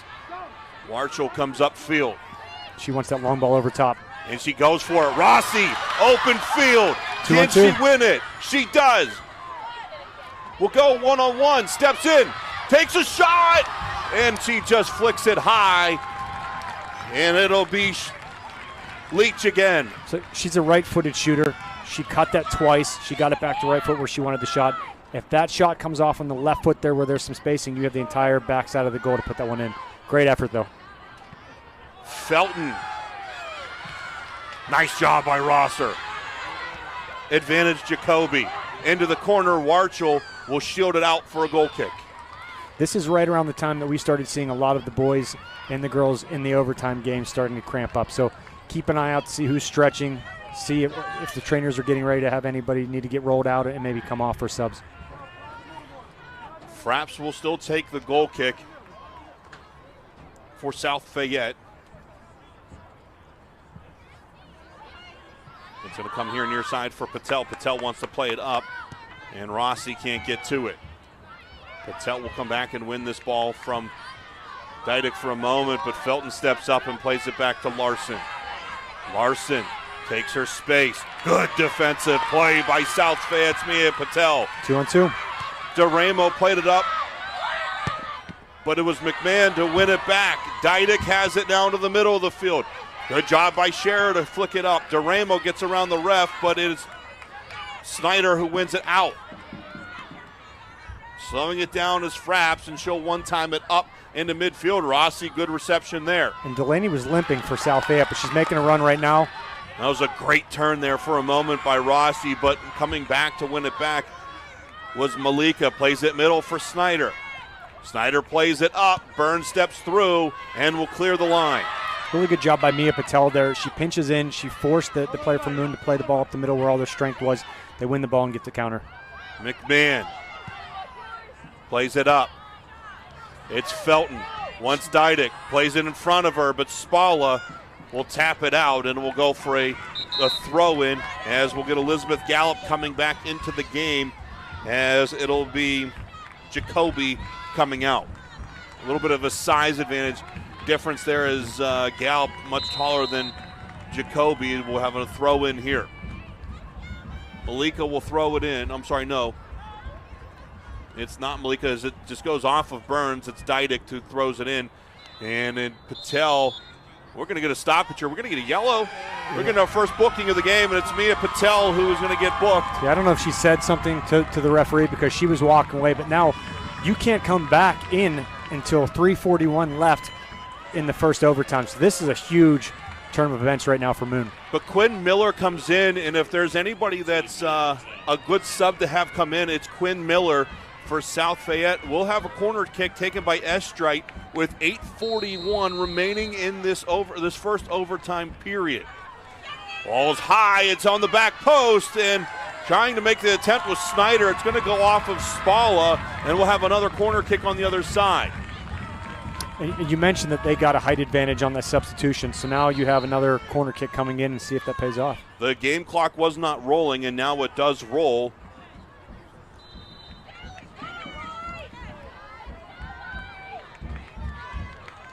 On the far side, Malika will take it, bends it in, flicked on, but goes back as Snyder wasn't able to get it to go in, and we'll have a throw in this time for Moon on the other. No.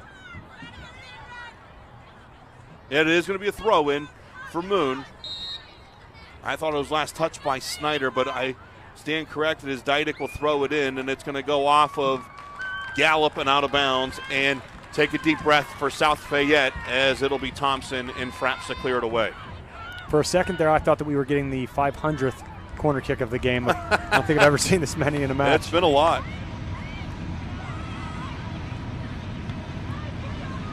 Miller couldn't possess the ball as Gallup plays it up for Felton. Good job by Burns there to bring it down.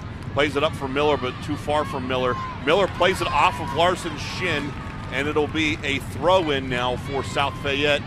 Warchel plays it up for Miller. Miller loses it. Warchel tries to clear, but Felton comes up through. Yeah, Larson's so good at poking that ball away. As soon as a striker tries to get the ball in turn, she pokes it right back to her teammates. Rosser plays it up in space for Rossi. Rossi plays it back. Goes back and plays catch, gets it back here in the near corner. Larson speeding back and will shield her off, and it'll go out of bounds for a South Fayette throw-in.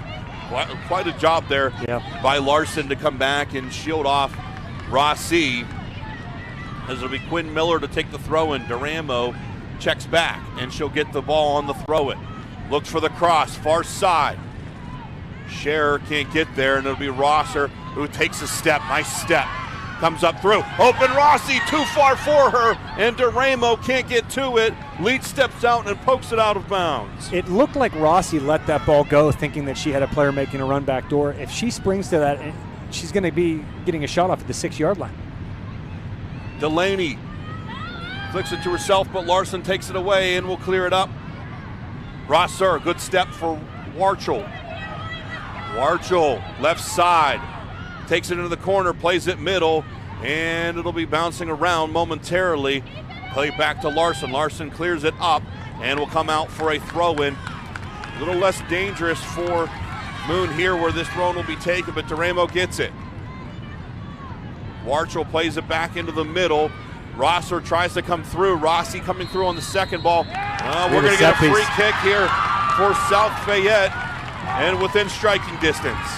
Let's see if they hold that same high line right at the end of the box. It looks like they're going to, but if you are South Fayette, if you don't capitalize here on this set piece, when you attack the field, you can't keep attacking the left side where Larson is. You have to start attacking that right side, because she's been probably the best player on the field in terms of her impact thus far.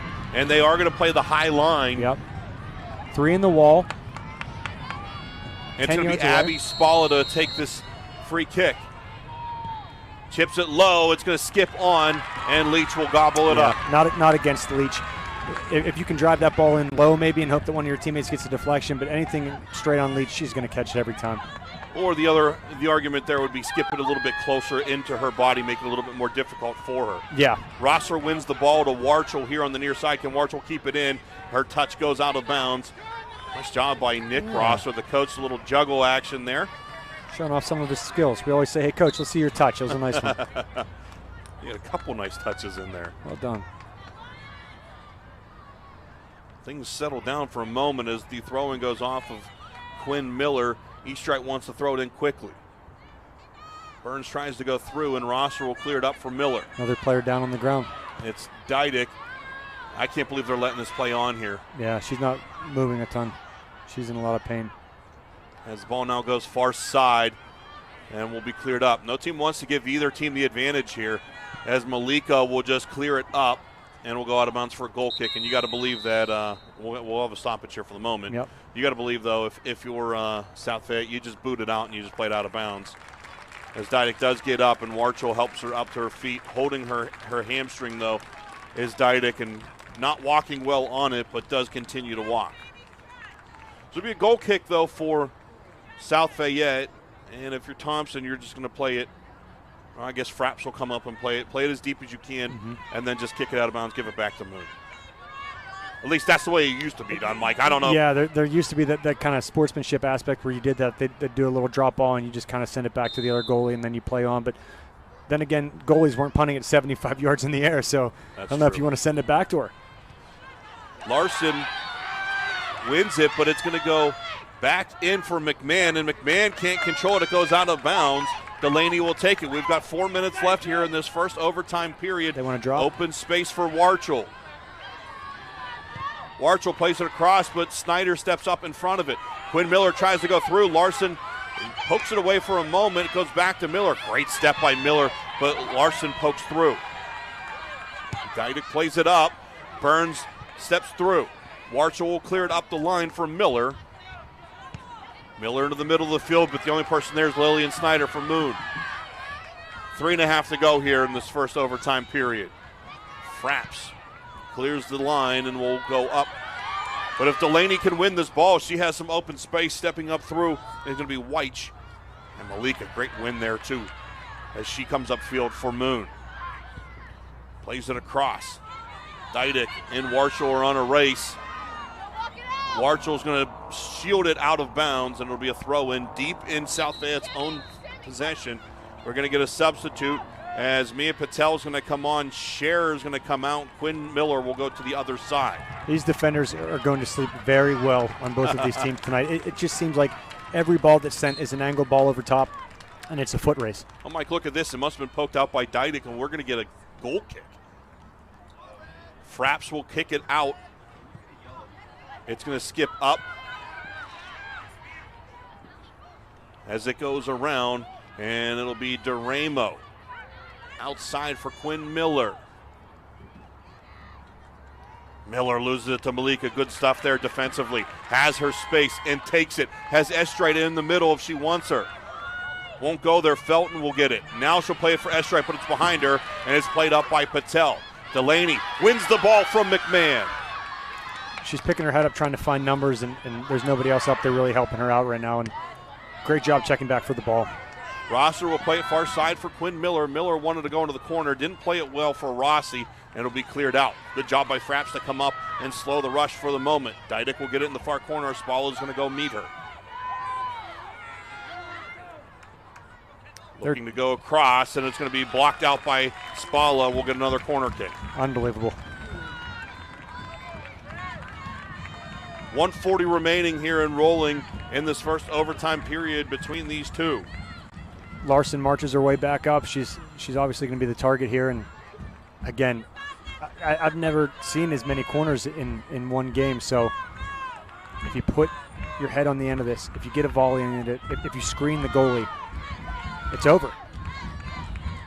The tall Burns lurks in the middle. Corner in, high, knocked away. Ball's bouncing around. Cleared up for the moment. Dydick doesn't get a good touch on it. Quinn Miller will clear it. The line will push up.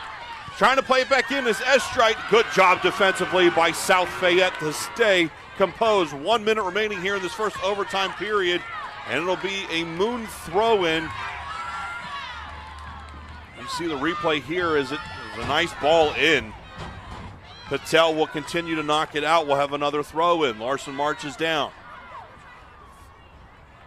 communication error there between her and Felton for who was going to take it, and it will be Larson. Plays it in for Dydick. Dydick has some space, takes a shot. Good job to block it by Rosser. Cleared the line with 30 seconds to go. Rossi with some speed. McMahon marking her. Has some help in White. Steps into the middle. Rossi has some space. Takes a sliding shot. It's off of the Moon Tiger, so it will go out for a corner kick. Rossi kick with is 10 seconds gassed. left. Yeah, I don't think they're going to get here in time to send this. Plus, she's still laying on the ground. Frapps trying to run down for it. Gets it played in. Miller isn't going to have enough for the shot, and we're going to go to a second overtime period. We'll have a 2-minute intermission between the two overtime periods. Mike, I don't think there's a better way for this game to go right now with the way that these two teams have played. They're absolutely gassed, and they're going to need every bit of these 3 minutes in between the two. Yeah, they're going to try to come over, get some water, make any adjustments that they need to as a team, and then get right back out there and try to go to war again. But what a fantastic – that's probably the best opportunity that we've seen in terms of field play, what we just saw, cutting the ball across and having a shot on net. But very, very good defending. This is a fun one. Oh, man. Mike, I think we need to catch our breath here for a moment too, bud. Absolutely. It has been so much fun, but it just seemed like what an opportunity at the end there to finish this one off, and the defenders find their second life, and they block it. If Rossi had enough for one more step there on that last attempt, this game could have been over. Yeah, a little fake shot, maybe a touch into space, and then you get a finish there. But so much credit has to go to these players for fighting as hard and as long as they have. It's been a very long, very fun game. Looking down at the Moon huddle, Pfeiffer does not look happy with his team, but I don't understand how you couldn't be happy with your team with the way that this game has been played. The team that looks like they have more energy, at least as the huddles go, is South Fayette. It's a completely different demeanor between these two huddles right now, Mike. Yeah, and both teams they're having a conversation. The coaches are trying to explain what to do, but it's like even if you make the adjustments, you're so tired at this point.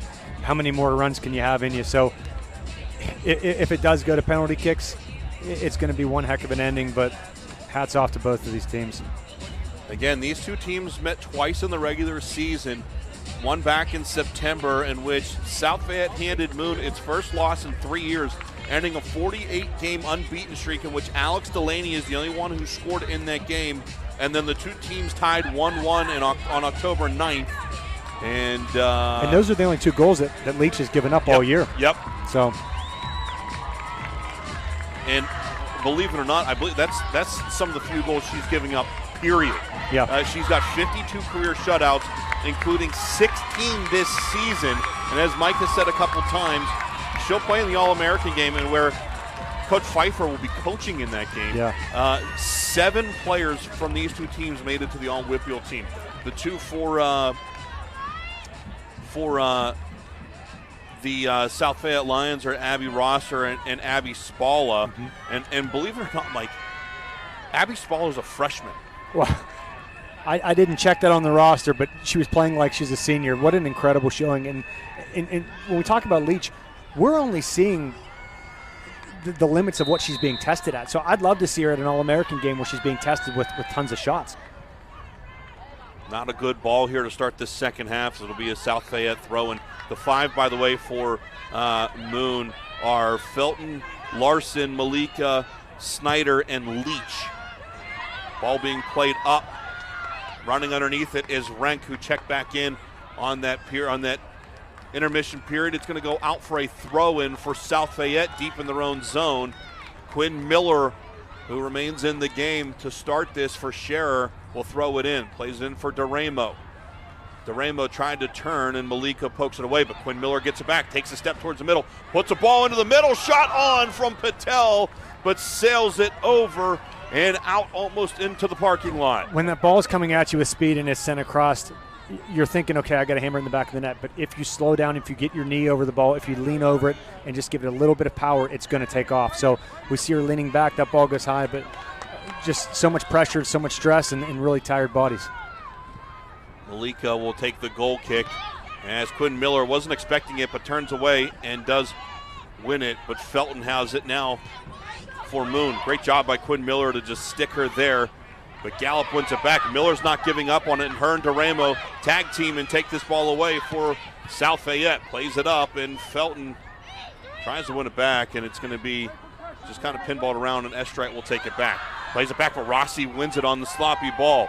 Rank here plays catch with Rossi. Rossi tries to get it, wins through, comes through, pokes a shot, and just sails over the goalpost off balance as she was exhausted from that run. And it goes over top for a goal kick. There were clearly extended arms on that tackle, and everyone in the crowd saw it. Rossi stays up and gets the advantage in the play on from the referees. If she goes down, you're 2 feet outside of the box. You have a set piece that could very well end this. But hats off to her for being strong and trying to fight through it. Malika will play it up for Gallup. And Gallup will win it back and will play it down. Nope, she won't. Quinn Miller will poke it back for Malika. Malika plays it up the line. Fraps jumps up and will win it out. Cameraman got hit there in the crossfire. Yeah, our mic almost got hit down there, but we're all good. Everybody's all good. And we had a substitution there as it was Adeline Jacoby come back in for Moon. Fraps wins it with her knee, and Quinn Miller will poke it up. Rossi heads it into the middle of the field, but McMahon's there. Patel will win this second ball. Warchel was making a run on the far side, but wasn't able to see it. Was Patel. Playing it back in the middle was Fraps, and Rosser will come checking back. As she's went from kind of an attacking center mid, but more defensive center mid as Rosser. And here's Larson, who beat Rosser.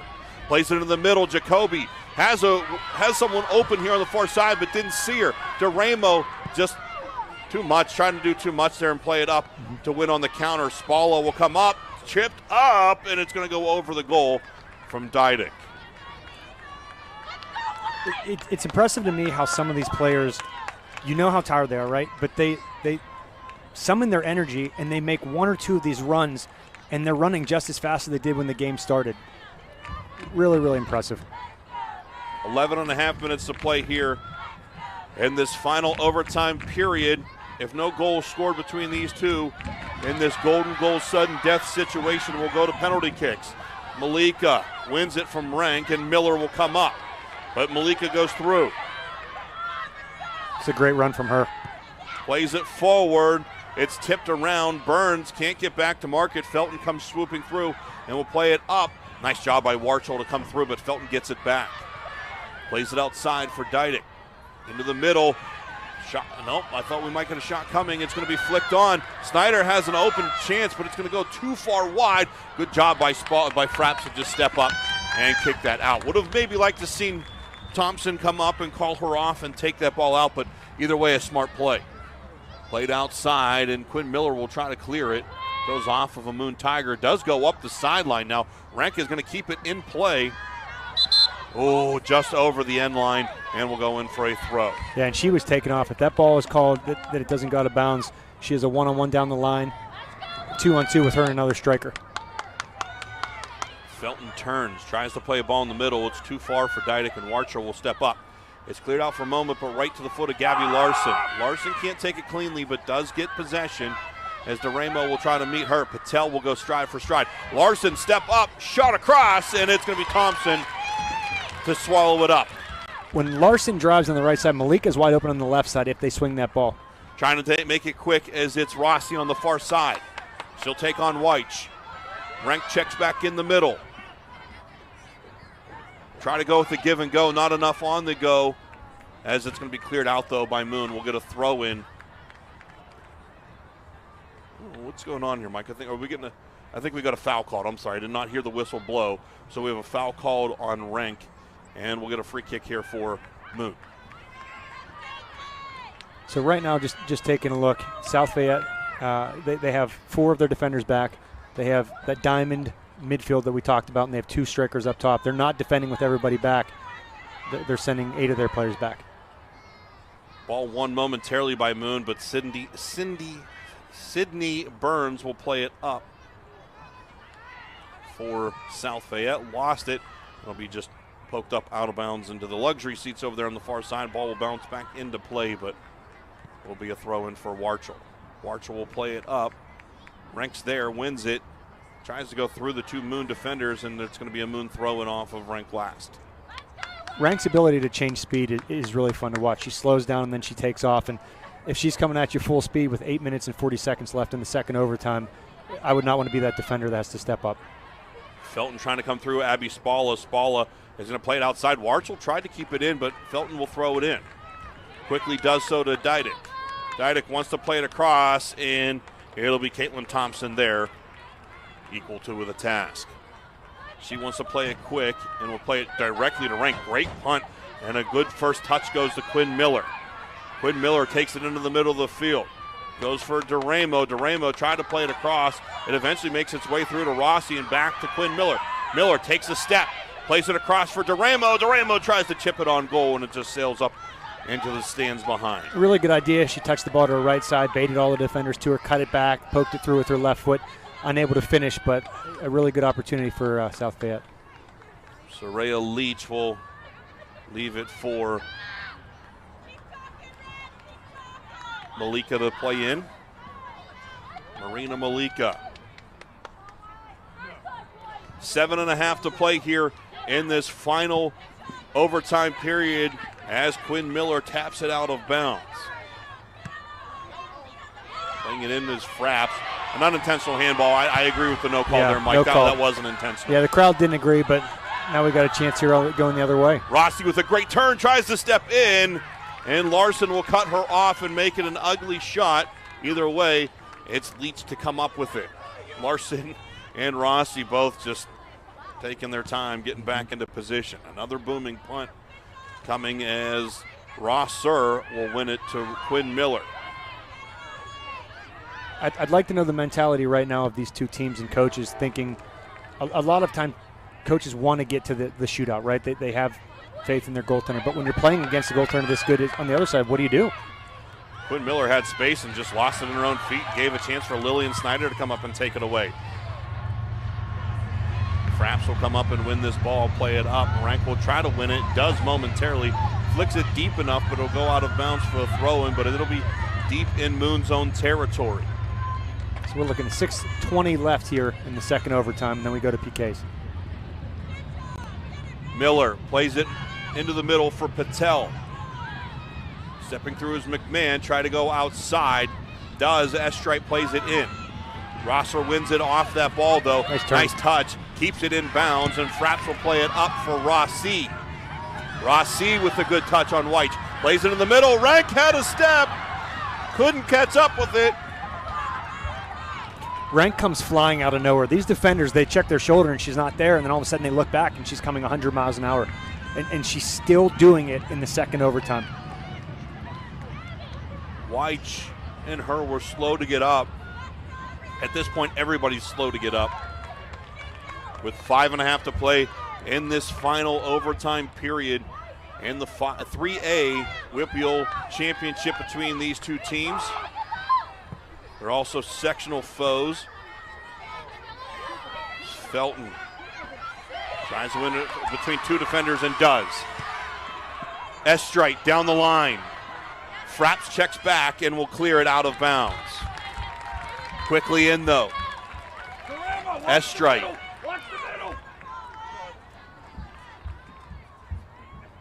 Well, it was going to be a quick throw, and eventually it'll come in, and Spalla will let it roll out of bounds. Nobody saw who it went off last, and they're going to call it a goal kick. They're going to say it came off of Jacoby last. Yeah, Moon's coaches were pointing, trying to get that corner kick, but we're going to get a goal kick here. Fraps will come and take this goal kick with 4.5 to be played. I'm okay with that call. Yeah, something that's interesting is the fact that they bring a defender back to take that goal kick to send it long when their goalie has a long kick anyway. So, unique tactic there. Both teams have been doing that, though, throughout pretty much the whole second half. Duramo will play it outside for Quinn Miller. Miller wants to go the through ball, tries for it. It's behind Rossi, still able to possess it. Goes far side for Patel. Patel will take a one-time shot off balance. Again, would like to see another touch there before that shot, but Leach will punt it away. Ball skips around. Dydick will play it forward, but Sydney Burns will get behind it, play it off of Felton, and it'll be a South Fayette throw-in. there's a very large gap between the three lines of each of these teams. So between the defense, the midfield, and the strikers, there's a huge gap on both sides. And you just have to think, if players are as tired as they are and there's these big gaps, can somebody get in there and take off and get an opportunity? Snyder will try to take one of those gaps. She'll go to the sideline, runs out of real estate, and will go out of bounds. Good defensive play there by Mia Patel, and it'll be a throw-in for South Fayette. Patel gets it off that throw and will play it up. Rank tries to come through and win it off of Weich, but Weich wins it and it'll go out of bounds. And it'll be another throw-in. Rank has the right idea. She's starting out wide, and again, she's making diagonal runs into the center of the field. They're just not getting it to her. They're sending it into the center backs, unfortunately. Larson heads it out for another throw-in for South Fayette. Warchel will do so. Larson again wins it. Rosser wanted the second ball. It was too far for her, and Estrat will try to go far side for Dydick. Sydney Burns will be back to mark it, though, and will play it up for Warchel. Warchel has some space. Jacoby closes it. Tries to go skip field here. Snyder steps up through. Miller and DeRamo tag team again, play it up for Rank. Rank wins this touch off of McMahon. Rank is going to beat McMahon with some speed. But coming in, closing off was Malika, and we'll have another corner kick here for South Fayette. 2:20 left. It's been the story of the game. Corner kick after corner kick. Nobody has capitalized on one yet. Can somebody be the hero right now? And look who comes checking in on the corner kick is Sydney Burns, the 6-foot center back for South Fayette. Fraps will take the corner. Plays it in. Leach tips it up. Miller tries to get a touch. Blocked away. Cleared out. DeRamo. Shot. Wow! Goal! DeRamo places it upper 90. South Fayette wins. Moon was unable to clear that ball out. They served it right back to the PK spot, and South Fayette cleans up the garbage, puts it in the back of the net. What a fantastic strike with 1:55 left in the second overtime. And I have to admit, I'm a little bit upset we didn't get to see the PK battle we wanted. That was fun. Mia DeRamo scored the winning goal in the 7th round of PKs to send South Fayette to this championship game, and she just scored the final goal in this game to crown South Fayette champions of 3A WPIAL soccer. South Fayette, they just kept pushing and pushing and pushing. They did not stop, and Rank kept making runs. They kept getting corner kicks. They finally put in a goal, the third goal all year that's gone in on Leach, and it was the third goal from them. And now the South Fayette boys are walking on the field right now. You know that they have to be pumped up seeing what the girls just did. They're going to try to do the exact same thing back to back. South Fayette has been, other than the first round, has been the lower ranked seed coming into every game, as I said, except for the first round game. And they have just knocked off the upper seed every time. Yep. They do it again here today. And Mia DeRamo scored a goal she'll never forget. And it's a team that they've done it in overtime in the playoffs. They've done it in penalty kicks in the playoffs. And now they go to the second overtime in the WPIAL championship at Highmark. And they will remember this for the rest of their lives. Fantastic, fantastic game. And truthfully, Mike, Moon can't be all that upset with the way that they've played this game. I mean, that was a heck of a game on all effort. And I have to say, this might be the best crowd I've ever seen at a high school soccer game.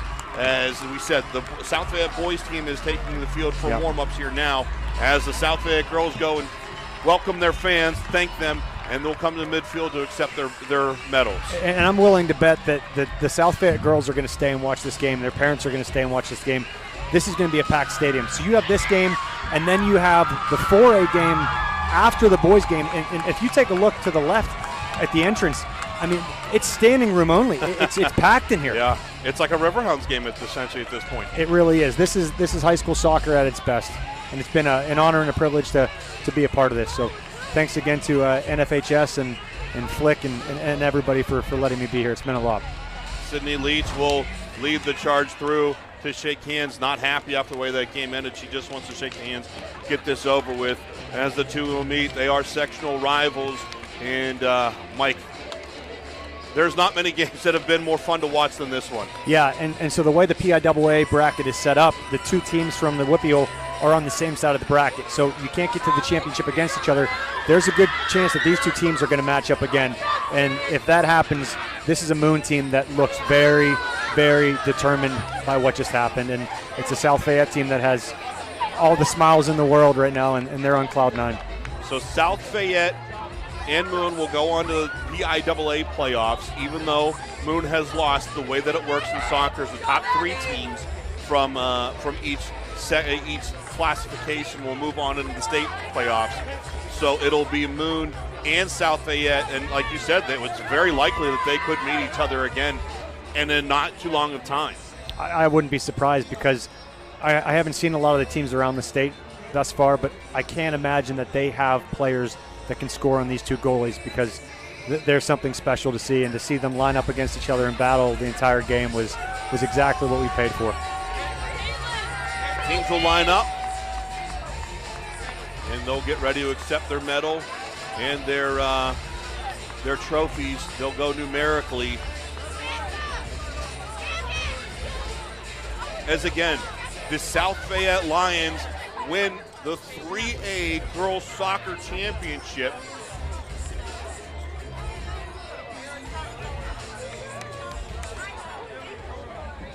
That's about as fun as it gets, though. We'll step aside and we'll listen to this medal ceremony for these two teams, as they'll start with the runner-up Moon Tigers. Goalkeeper number 0, Ainsley Lamasco. Goalkeeper number 0, Zuriah Leach. Midfielder number 2, Kendall Rydick. Defender number 3, Marina Malika. Defender number 7, Gabriella Larson. Defender number 8, Haley Bear. Midfielder number 9, Addie Jacoby. Midfielder number 11, Quinn Arnold. Midfielder number 12, Juliana Lancy. Defender number 13, Ava White. Forward number 15, Elizabeth Dell. Defender number 17, Madeline McMahon. Defender number 18, Sophia Giovanelli. Midfielder number 19, Lillian Snyder. Forward number 21, Sydney Fulton. Midfielder number 23, Anna Long. Midfielder number 24, Alexandra De Alacio. Defender number 26, Aiden Schulin. Midfielder number 57, Isabella Taylor. Forward number 28, Haley Hatton. Forward number 29, Riley Fayette. Defender number 32, Nevea Barrett. Defender number 33, Ryan Steinmetz. And defender number 35, Ava Eastreich. Congratulations on a great season and best of luck at the PIAA playoffs. And now, fans, it's time for the medals for the Class 3A.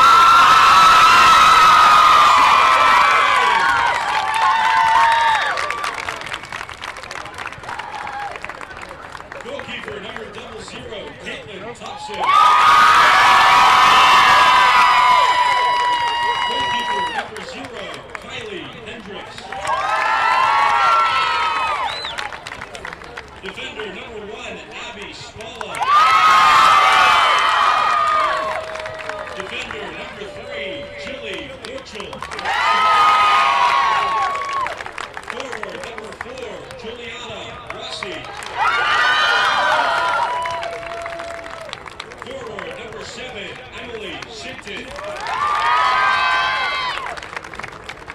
Midfielder number 8, Paige Teklua. Defender number 9, Anna Threps. Forward number 10, Deanna Califani. Midfielder number 11, Sammy Schurer. Defender number 12, Sydney Burns. Midfielder number 13, Mia Patel. Midfielder number 15, Abigail Wasser. Forward number 17, Mia Dorima. Forward number 19, Emma Ferrari. Forward number 20, Delaney Duchess. Defender number 21, Riley Burton-Binion. Defender number 23, Nora Davidic. Forward number 26, Olivia Wright. Forward number 27, Ava Cardone. Forward number 29, Reagan McLaughlin. Forward number 33, Quinn Miller. Forward number 39, Alex Delaney. Athletic trainer, Sarah Papapietro.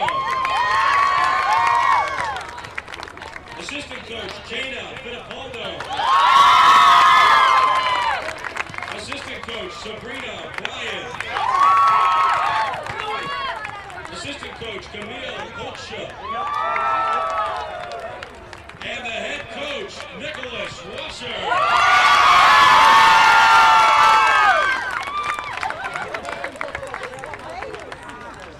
Congratulations to both teams on a great season and best of luck to both at the PIAA playoffs.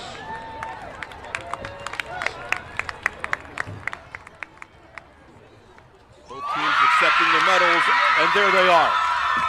The 2023 3A WPIAL champions, it's the South Fayette Lions.